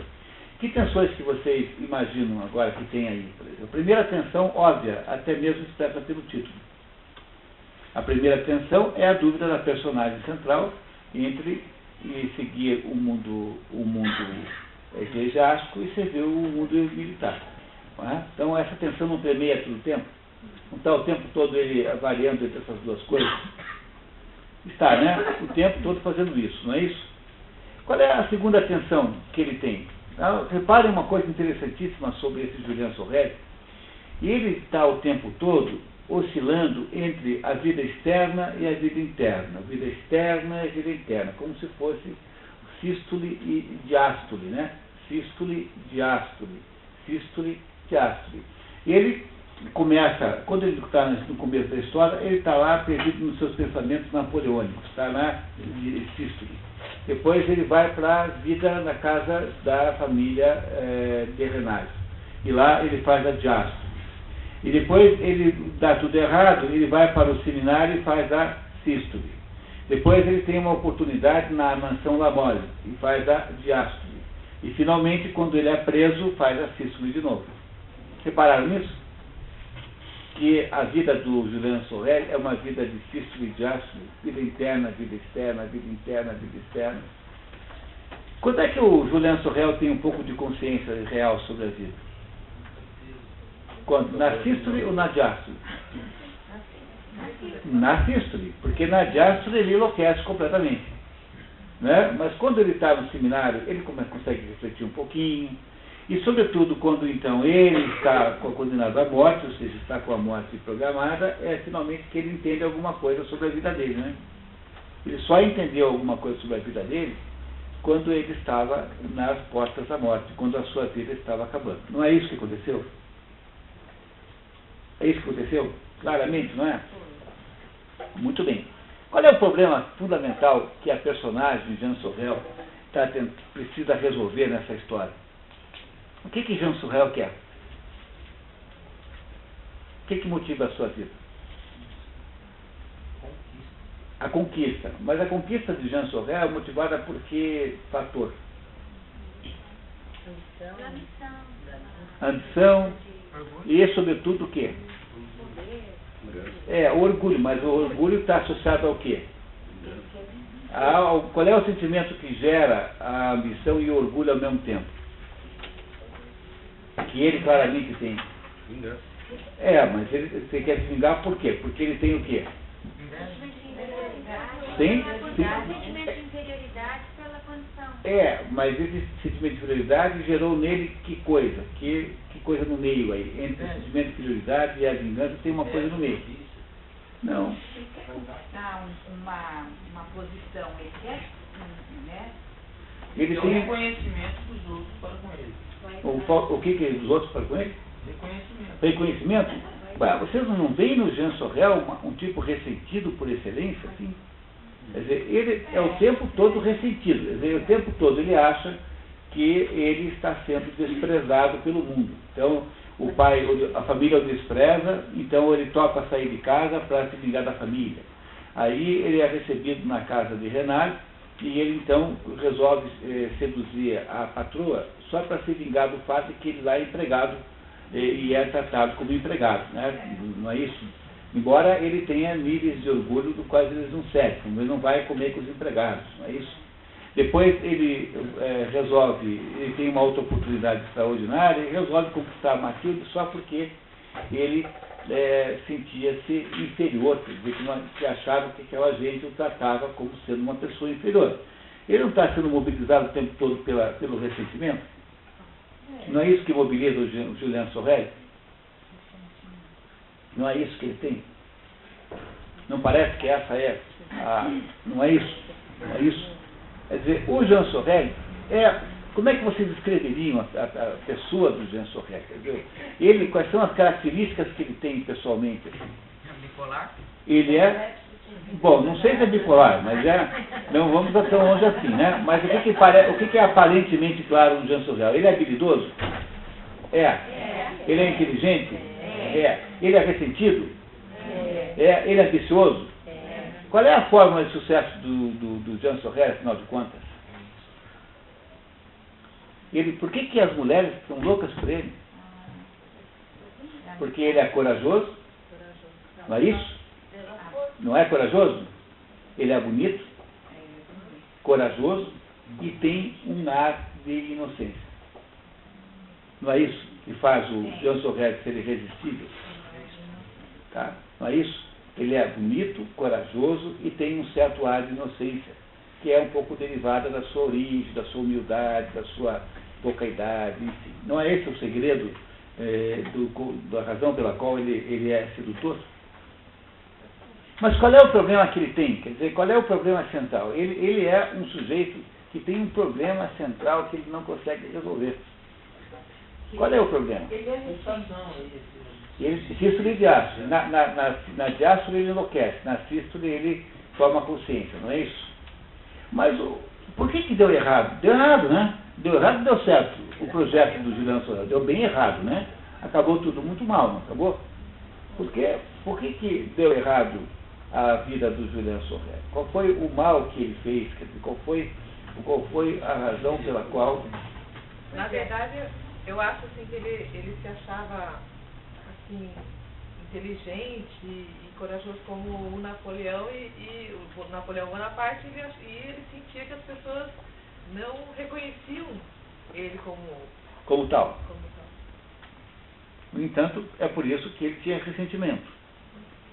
Então, qual é essencialmente o problema maior, qual é o grande erro que ele comete na vida, que é a razão da sua destruição? Porque está sendo uma coisa que ele não era. Por exemplo, ele é um sujeito que lê a Bíblia, mas ele acredita naquilo que ele lê? Não. Vocês acham que ele entende o que ele está lendo na Bíblia? Mas por que, Bonito, uma coisa que me marcou é que por que na hora que ele foi entrar no seminário, ele entrou no seminário tremendo? Porque ele... eu não sei exatamente por quê, mas, de certo modo, entrar no seminário significaria encontrar-se com si próprio, né? Não é isso? Quer dizer, qual é o problema do Jean Sorel? O Renato levantou um ponto fundamental aqui, que é o seguinte: ele nunca é o que ele é de verdade, não é isso? Quer dizer, ele é um padre que não é padre, ele é um militar que não é militar. Qual é o problema do Jean Sorel, afinal de contas? Ele não tem o quê? O que é que ele não tem? Ele não tem, não é personalidade, ele não tem uma coisa, ele não tem uma vida real. Ele não tem uma vida real. Por que ele não tem uma vida real? Ele não é confiável. Porque não é confiável? Ele não tem assim a confiança de... Ele sempre se projeta numa situação posterior. Ele faz ilações sobre o que pode acontecer. E ele não confia nas pessoas. Não, em quem que ele não confia? Em quem que ele não confia? Nele mesmo, porque ele é inteligente, ele é bonito, ele recebeu todas as oportunidades, muito mais de qualquer pessoa normal receberia, ele recebeu uma quantidade enorme de oportunidades, no entanto, ele nunca aproveita tudo isso que ele tem, que é real e verdadeiro, porque ele sempre tenta ser uma outra pessoa que não é ele mesmo. E quando você passa a sua vida tentando ser quem você não é, o resultado disso é essa desgraça que dá, que morrem quantas pessoas? Morrem a Madame de Renal, desgraça a família, desgraça o marido, os filhos da Madame de Renal, gera um filho ilegítimo, desgraça a vida da Matilde, desgraça o Marquês de Croisnois, que foi defender a Matilde e morreu no duelo. Não tem um conjunto enorme de desgraças que acontecem apenas porque alguém não foi capaz de viver a própria vida e passou o tempo inteiro vivendo uma vida que não era sua, porque ele pretendia, com essa vida falsa, produzir uma vingança contra um ressentimento que ele tem com relação ao mundo. Não é? Eu acho que ele passou a vida inteira dentro de um dilema. Ele não sabia se ele queria o vermelho ou o negro. Mas esse dilema é um dilema falso, porque ele não queria ser uma coisa ou outra. No fundo, mas o dilema é apenas aparente, porque ele não é uma pessoa com a dúvida assim, será que eu vou ser padre? Ele não tem cogitações sobre se ele tem vocação ou não. Porque ser padre para ele é ser como o bispo de Agde, é ser um sujeito poderoso que o ajuda a se vingar dos outros, como ficou claro naquela conversa com Altamira, quando ele diz que ele não teria o menor problema de matar todo mundo se fosse necessário. Quer dizer, ele tem um problema, um ressentimento que ele precisa resolver por algum processo de poder. E esse processo de poder, ou é o processo de poder do militar, ou o processo de poder da igreja. Mas ele não tem dúvida quanto ao poder que ele quer. Mas isso é sempre na diástole, porque na sístole ele tem um pouco de introversão e uma possibilidade de olhar para dentro de si e dizer assim, afinal de contas, quem eu sou? Quando finalmente a vida dele acaba, quando não há mais perspectiva de vida, veja, durante o tempo todo em que as perspectivas de vida que ele tinha eram imensas, ele não tinha a menor ideia de quem ele era. Agora que as perspectivas de vida acabaram completamente, ele finalmente sabe quem ele é e ele percebe então que a única coisa legítima e verdadeira que ele tinha sido amar a Madame de Renal. E o resto todo não tinha mais importância, tanto é que ele se nega a pedir, a apelar, né, para uma instância judicial, porque ele, no fundo, chegou à conclusão de que a única coisa que tinha feito sentido era aquele amor, e aquele, de certo modo, a morte dela 3 dias depois, dá um tom bastante, acho que foi razoavelmente romântico a história, como se aquele casamento fosse então possível numa outra esfera, no céu, digamos assim, porque a morte da Madame de Renal tem uma certa conotação de juntar os dois de alguma maneira em outro lugar, né? Como se o Stendhal quisesse salvar aquele amor de alguma coisa. Não é isso? Não é isso que aconteceu? Não é esse o problema do Julian Sorel? Diga, Gilberto. Mas assim, me parece também que o livro mostra que se fosse um indivíduo que não tivesse tanto poder de influência, que não fosse uma pessoa inteligente, talvez ele não provocaria, mesmo ele vivendo uma vida falsa, ele não provocaria tanto estrago. Agora, quando uma pessoa galga um certo patamar de influência, intelectualidade, poder de sedução, tudo, quando isso está numa pessoa que tem todo um poder desse, e essa pessoa vive uma vida falsa, o estrago dele é bem maior, porque a responsabilidade com a qual ele age na sociedade é muito forte. Você tem toda a razão, é verdade. Veja, o que o Julian Sorel é? Um ninguém. Ele não tem importância nenhuma. Ele é apenas uma revista da província, e ele mesmo assim consegue desgraçar a vida de 7, 8 pessoas. Não conseguiu desgraçar? O Munir, igual do último livro que nós lemos, dos demônios. É que os demônios lidam com a questão mais complexamente do que aqui, mas o Julian Sorel, você tem toda a razão, ele parece muito com o... É que não há nenhuma personagem igual ao Jean Sorel nos demônios, porque nos demônios você tem mais ou menos uma repartição das características revolucionárias no Kirillov, no Chatov, no Verkhosensky, no Piotr, né, Verkhosensky, filho, E também no Stravogin também é alguma coisa assim, quer dizer, ali o Dostoiévski separou as características revolucionárias por diversos personagens, mais ou menos. Não, mas como era o nome daquele que tinha o poder assim de sedução das pessoas e ele, no fim ele não quis e quis voltar atrás? Stravogin, tá? Esse Stravogin que é a pessoa, mas o Stravogin, no caso dos demônios, o que é? É uma espécie de libertino, é um sujeito voltado para os prazeres da vida. Esse não tem o ressentimento que tem o Julien Sorel. Ele é apenas um sujeito que acha que a vida é uma farra e que ele tem direitos de curtir a vida como quiser. Quer dizer, ele é um sensualista. Ele parece com quando ele viu o estrago que ele mas ele tem consciência de que é assim. Quer dizer, ele parece muito com o Dmitry Karamazov, do livro Karamazov, dos irmãos Karamazov.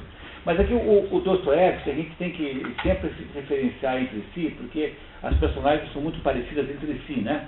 O Julien Sorel não tem nenhuma personagem que nós conheçamos do Dostoiévski que seja assim. Porque o Julien Sorel, na verdade, é a origem de toda a psicologia da personagem de Dostoiévski, que é aquilo que está no livro Notas do Subsolo, que é um sujeito que é o humilhado e ofendido. Porque a origem de todo o processo revolucionário, da mente revolucionária, segundo o Dostoiévski, a origem de tudo é o humilhado ofendido. O sujeito que se acha assim, espezinhado pelo mundo, que vai desenvolvendo um ódio com relação ao mundo. Então, lá no livro Notas do Subsolo, cuja personagem não tem nome, nunca sabemos o nome dela, o sujeito fala assim: hoje um sujeito esbarrou comigo em mim na rua e eu vou decidir que ia dar um cacete no sujeito. Obviamente não dei. E assim por diante. O sujeito passa a vida toda sendo ofendido e humilhado e ele não reage nunca. Aí ele vai desenvolvendo um ódio e esse ódio, então, ele canaliza para a tomada do poder. Então, se quer entender a chave para compreender o Dostoiévski, você tem que ler esse livrinho, que é uma novela, não é um romance, é um livro pequeno, chamado Notas do Subsolo, que também é complementado por outra novela, chamada Humilhados e Ofendidos. Então, nesse ponto, o Julien Sorel aparece, mas não há, nos livros que nós lemos aqui do Dostoiévski, só falta o idiota, né? Mesmo no idiota não tem ninguém como o Julien Sorel, exatamente como o Julien Sorel não tem. Quer dizer, o Julien Sorel quem é? É aquele sujeito que está obcecado, está fascinado pela ideia de uma vingança contra o mundo, e para que ele possa ter uma vingança contra o mundo, ele é obrigado a desprezar as suas características melhores. Ele é obrigado a desprezar todas as oportunidades que a vida traz. Preste atenção nisso. Quer dizer, o sujeito que está obcecado com a ideia de se vingar ou de resolver um ressentimento, ele não está completamente cego para a própria vida que ele tem, que recebeu, porque ele poderia ter sido um sucesso extraordinário. Ele não percebeu as benesses que ele recebeu durante não, ele nunca percebe nem quem ele é e nunca percebe que o mundo está entregando todas as chaves de sucesso na mão dele. Tudo pela falta de humildade, ou seja, excesso de orgulho. Aquilo que os gregos chamam de hubris, que é, para um grego, o maior de todos os defeitos humanos. Hubris é um orgulho sobre-humano, quer dizer, um orgulho exagerado em que um ser humano quer se parecer com Deus. Para um grego, esse é o maior de todos os deméritos humanos, excesso de hubris. Hubris escreve U com aqueles com trema, B-R-S, hubris, porque tem um som assim fechado, como se fosse o trema alemão, né? Hubris. Mas você tem razão, esse livro vai ficar por muito tempo. E esse livro de hoje? Será que vocês percebem uma coisa interessante? Aristóteles, quando descrevia a alma humana, a alma em grego é psique, ou seja, a psicologia de Aristóteles, dizia assim: olha, a alma humana é composta de 3 componentes, tem 3 aspectos, 3 conteúdos. O primeiro conteúdo é o conteúdo que ele chama de vegetativo, que é o conteúdo da alma humana que está ligado com os processos da vida. Então, essa alma vegetativa também tem os animais e as plantas, não é só os seres humanos que tem. Então não há nada para fazer com isso, porque ele é autônomo, ele não pode ser controlado por você. Você não pode decidir parar de respirar, só se você der um tiro na cabeça, mas assim, parar de interromper o processo, você não consegue. Por quê? Porque a alma vegetativa é uma alma autônoma. Aí é uma segunda alma humana, chamada alma sensitiva, E o que é a alma sensitiva? É a alma que se relaciona com o mundo. Então, o que acontece? O mundo estimula essa alma, porque o mundo traz estímulos. Essa alma o sente, por isso que é sensitiva, sente pelos sentidos, e essa alma gera desejos com relação a esse mundo, ou desejos, digamos, amistosos, ou desejos hostis. Você vê um urso, você sai correndo, desejo de fugir. Ou se você vê uma moça bonita, um homem bonito, no caso das moças aqui, você tem desejo de aproximação. Portanto, essa alma sensitiva é a alma que lida com as sensações e desejos, digamos assim, resumindo, né? Que lida com os desejos e os amores, as tendências, enfim. E há uma terceira alma chamada alma intelectiva. E essa alma é só humana, porque a alma sensitiva nós também dividimos com os animais. Os animais também têm sensações e também têm desejos. Então, a alma sensitiva não é exclusivamente humana, também os animais a têm. E a única coisa que só os seres humanos têm é a alma intelectiva. Estou explicando para vocês um modelo aristotélico de entender a alma humana. Então, diz Aristóteles assim, bom, a alma intelectiva, ela tem 5 funções. A primeira função é a função chamada,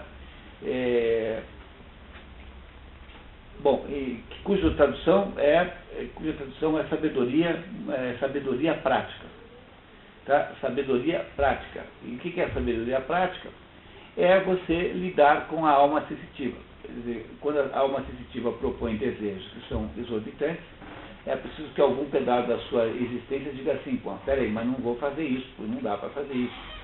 Tá? Isso está errado, não vou fazer isso. Há uma segunda função da alma, que é a função tecné, a capacidade que a nossa mente tem de produzir coisas, organizar coisas e produzi-las. Há uma terceira função que se chama episteme, que é a capacidade de demonstrar um raciocínio. E uma quarta função chamada nous, que é a capacidade de perceber a verdade, que é o espírito, perceber intelectualmente o espírito. E, finalmente, quando você junta o nous com um episteme, tem uma coisa chamada sofia, que é a sabedoria. Sabedoria é a capacidade de pensar racionalmente, iluminada pela verdade. Não é isso? Então, Aristóteles dizia que o que caracteriza uma vida humana bem vivida é manter a alma sensitiva, que é aquela dos desejos, sob controle da alma intelectiva. Qual é o problema do Juliano Sorrel? Ele só tem alma sensitiva. Ele não tem alma intelectiva. Ele não é capaz de fazer um raciocínio verdadeiramente sobre o seu futuro. Ele é um sujeito obcecado por uma ideia de ressentimento, portanto, de uma ideia de retribuir ao mundo na mesma medida que ele julga que o mundo o esteja tratando. Compreenderam por que ele desgraça a sua própria vida? Desculpe, você tinha uma pergunta, né? Já passou? Não. Você estava associando com id, ego e superego. Alguma ligação tem, mas não é a mesma coisa, tá? Cuidado, porque na verdade o conceito do id, ego e superego é um conceito muito mais associado à ideia de que existe um subconsciente, existe um consciente e há um superconsciente. Não é isso? Se há um subconsciente, tem de haver necessariamente, por contraste, um superconsciente, porque não tem cabimento e só exista para baixo, tem que haver por cima também. Mas essa ideia não é do mesma natureza que essa que você está dizendo, porque Aristóteles está, na verdade, dizendo que é um escalonamento de funções da alma. E a primeira, aquela função mais ou menos natural de gerenciar a vida do corpo, depois há o relacionamento com o mundo externo, e que esse relacionamento com o mundo externo, que os animais também têm, que é composto de estímulos e desejos, ele tem de ser controlado pela mente, né, de alguma maneira. Tá? Você poderia chamar de superego, mas o superego é um pouco diferente, né, porque ele é repressor. De alguma maneira, ele tem conotações associadas ao inconsciente, e não tem exatamente aqui o mesmo sentido. Esse é um processo. Ele morre com quantos anos? Ele morre praticamente com os 20 que tinha. Né? Isso quer dizer assim, que ele era assim, tipo, um jovem mesmo, até poderia dizer ainda adolescente, né? Sobre alguns critérios. Assim, pode até dizer que ele, como se diz, como todo adolescente, só se deixa envolver pelas emoções. Ele ainda não tinha uma maturidade ainda. Você tem toda a razão. É por isso que você não deve pedir opinião ao adolescente, porque adolescente só tem vida sensitiva. Porque se eu tenho vida sensitiva, adolescente tende a ser egocêntrico. E quem tem sua vida afetiva é egocêntrico. E se você é egocêntrico, você não tem muito como julgar situações de fora de você. Quer dizer, a conclusão de que o Julian Sorrell é um pouco adolescente é perfeitamente legítima, é isso mesmo, ele é também um pouco adolescente. Mas é sobretudo alguém que, por não ter capacidade de perceber quem é, ele conduz um monte de gente para uma tragédia, fingindo ser aquilo que ele não é. Ou seja, a primeira obrigação humana que há é nós sermos quem nós somos. Aceitarmos o fato que nós somos quem somos, que é o que diz Dom Quixote, que diz assim, eu sei quem sou. Né? O sujeito que era maluco, né? Dom Quixote não era louco? Era, mas o sujeito que é louco diz assim, eu sei quem sou. Portanto, pelo menos desse ponto, ele não era louco. Porque o Dom Quixote está associado a essa ideia de alguma maneira, porque o Dom Quixote é um sujeito que está errado sob o ponto de vista da terra, mas ele está certo sob o ponto de vista do céu. Quer dizer, o Dom Quixote pode ser louco sob algum aspecto, mas sob o ponto de vista de saber quem ele não tem nenhuma dúvida, ele é completamente maduro nisso, ele sabe quem ele é. Pode não servir para esse mundo, a forma que ele é, mas ele é assim. Quer dizer, há sempre um sacrifício, e sempre há um sacrifício e um investimento que você tem que fazer para ser quem você é mesmo. Ser quem a gente é implica sempre num sacrifício. Eu não estou aqui dizendo que não é para ter ambição, porque o problema do Julian Sorrell não é que ele seja ambicioso demais, é que ele é ambicioso em torno de uma agenda de ambições que não são ele mesmo. Porque não há nenhum mal em ser ambicioso. Ser ambicioso é legítimo. Não haveria nenhum problema em ser ambicioso. Mas o problema é que ele não está querendo ser abade, não está querendo ser vigário, não está querendo ser cardeal, bispo, enfim, o que for, ou ousado, porque ele aprecia essas coisas em si próprio. Quer dizer, o problema do Julian Sorrell é que ele não sabe quem ele é.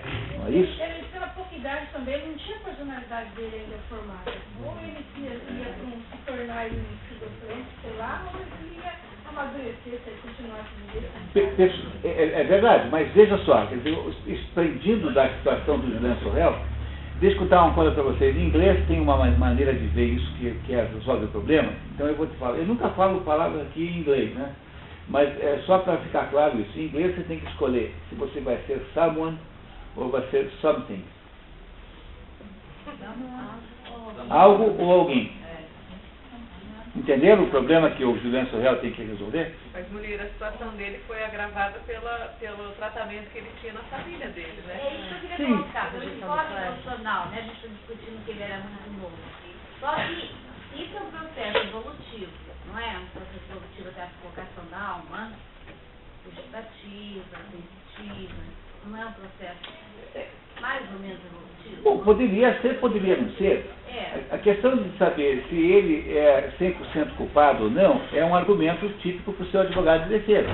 Mas quer dizer, como entendeu? ele foi cortado tão precocemente da raiz familiar, tinha uma história inicial de tanta rejeição, esse processo evolutivo seria bastante difícil de acontecer. Bom, está certo, mas aí nós estamos debatendo o mérito ou demérito das suas próprias ações. Estamos fazendo aqui uma análise jurídica do assunto, como se a gente estivesse julgando o Julian Sorrell, mas não é isso que o livro está nos contando.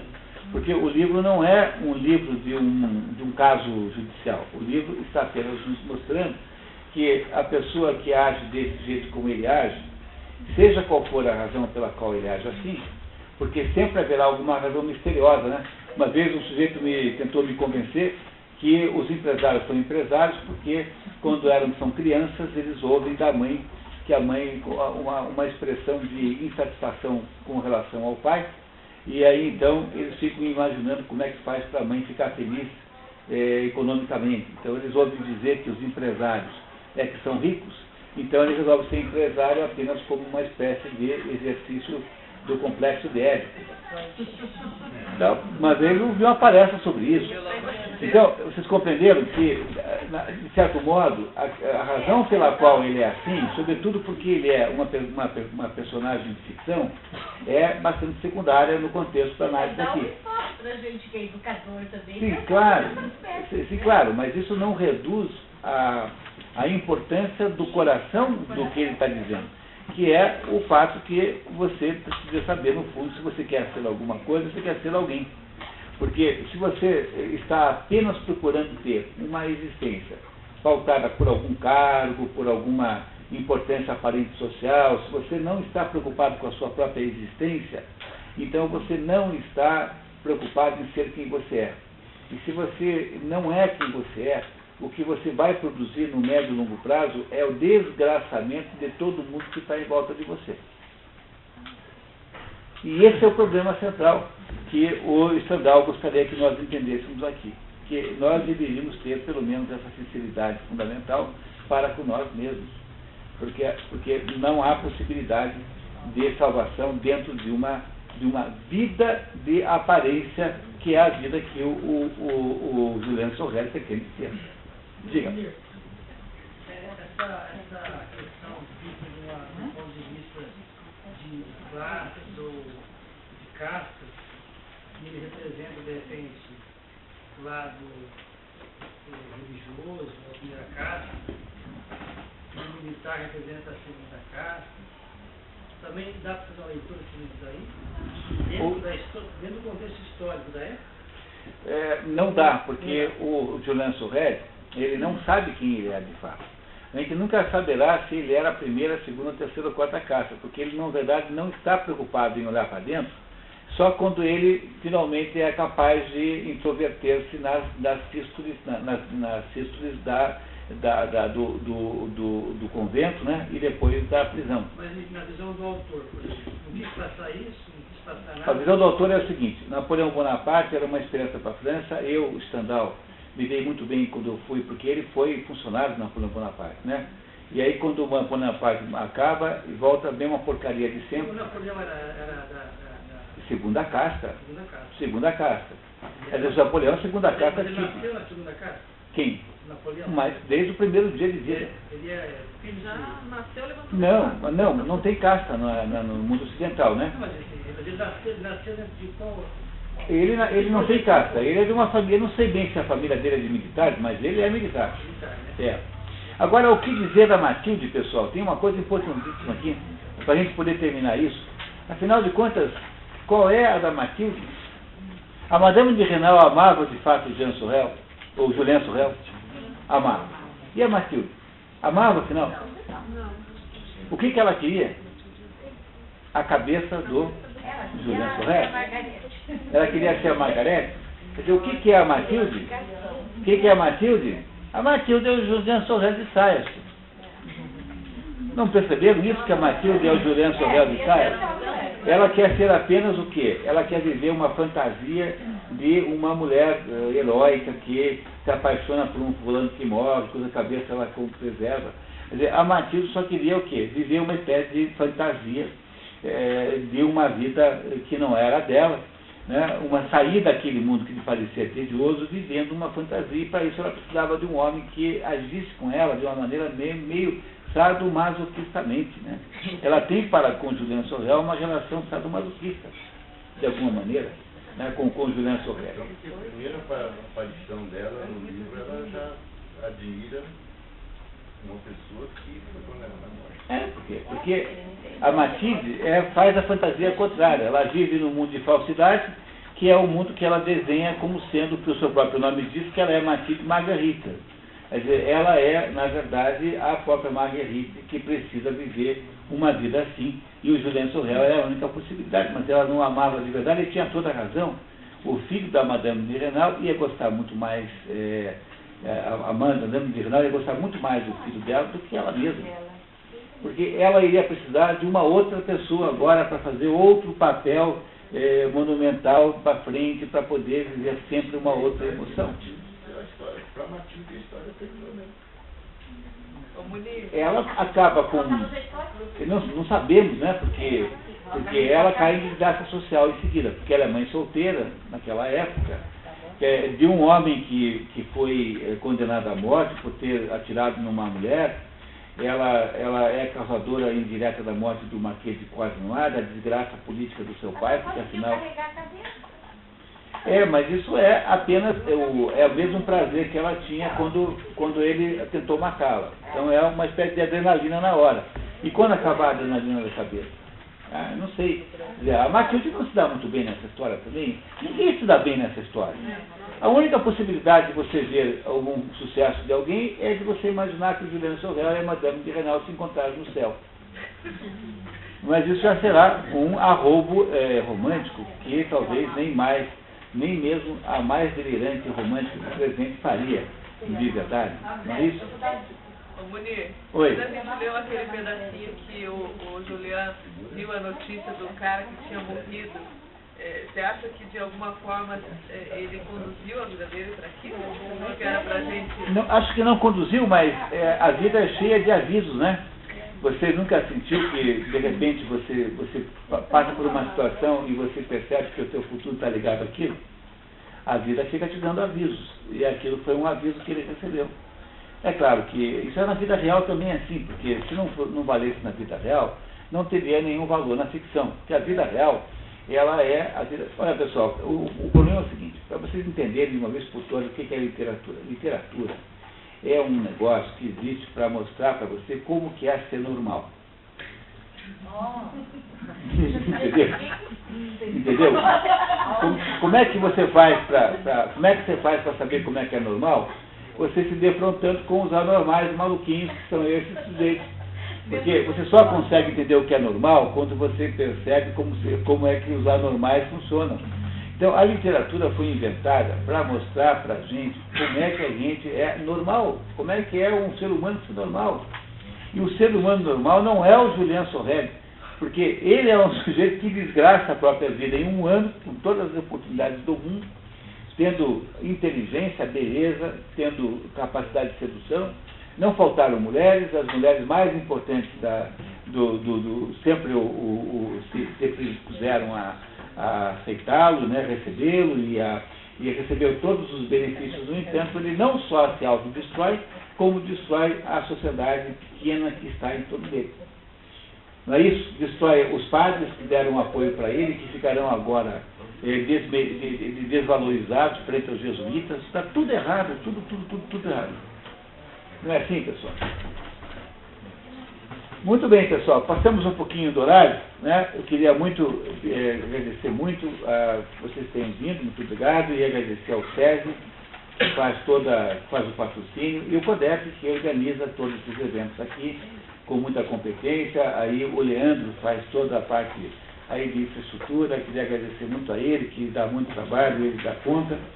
E convidá-los para amanhã, caso vocês não tenham nenhuma programação melhor, não tenham duelos para frequentar, que vocês amanhã, às 8 da manhã, nós vamos continuar aqui no nosso projeto Paideia, que é um debate sincero e honesto sobre educação, como nunca se viu antes. Né? Em Paranavaí. Em Paranavaí. Tá? Não Paranavaí não, quase em todo lugar. Eu queria avisar o pessoal que o próximo encontro é daqui 3 semanas. É dia 19, né? Não me engano. 19 ou 20? 19 é o Gênesis. E é o Gênesis. Nós vamos fazer uma análise simbólica do Gênesis. Se você está até hoje um pouco encafifado e um pouco incomodado com o fato de que a leitura do Gênesis está cheia de contradições, e se você gostaria de entender por que não tem contradição nenhuma, não perca. Tá? Não perca. Tá bom? Não deixe de vir aí daqui a 3 semanas. Certo? Obrigada. Tá, obrigado.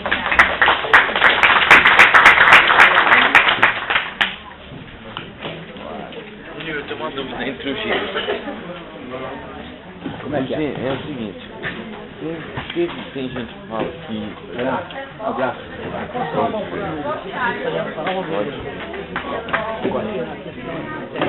Gravadora?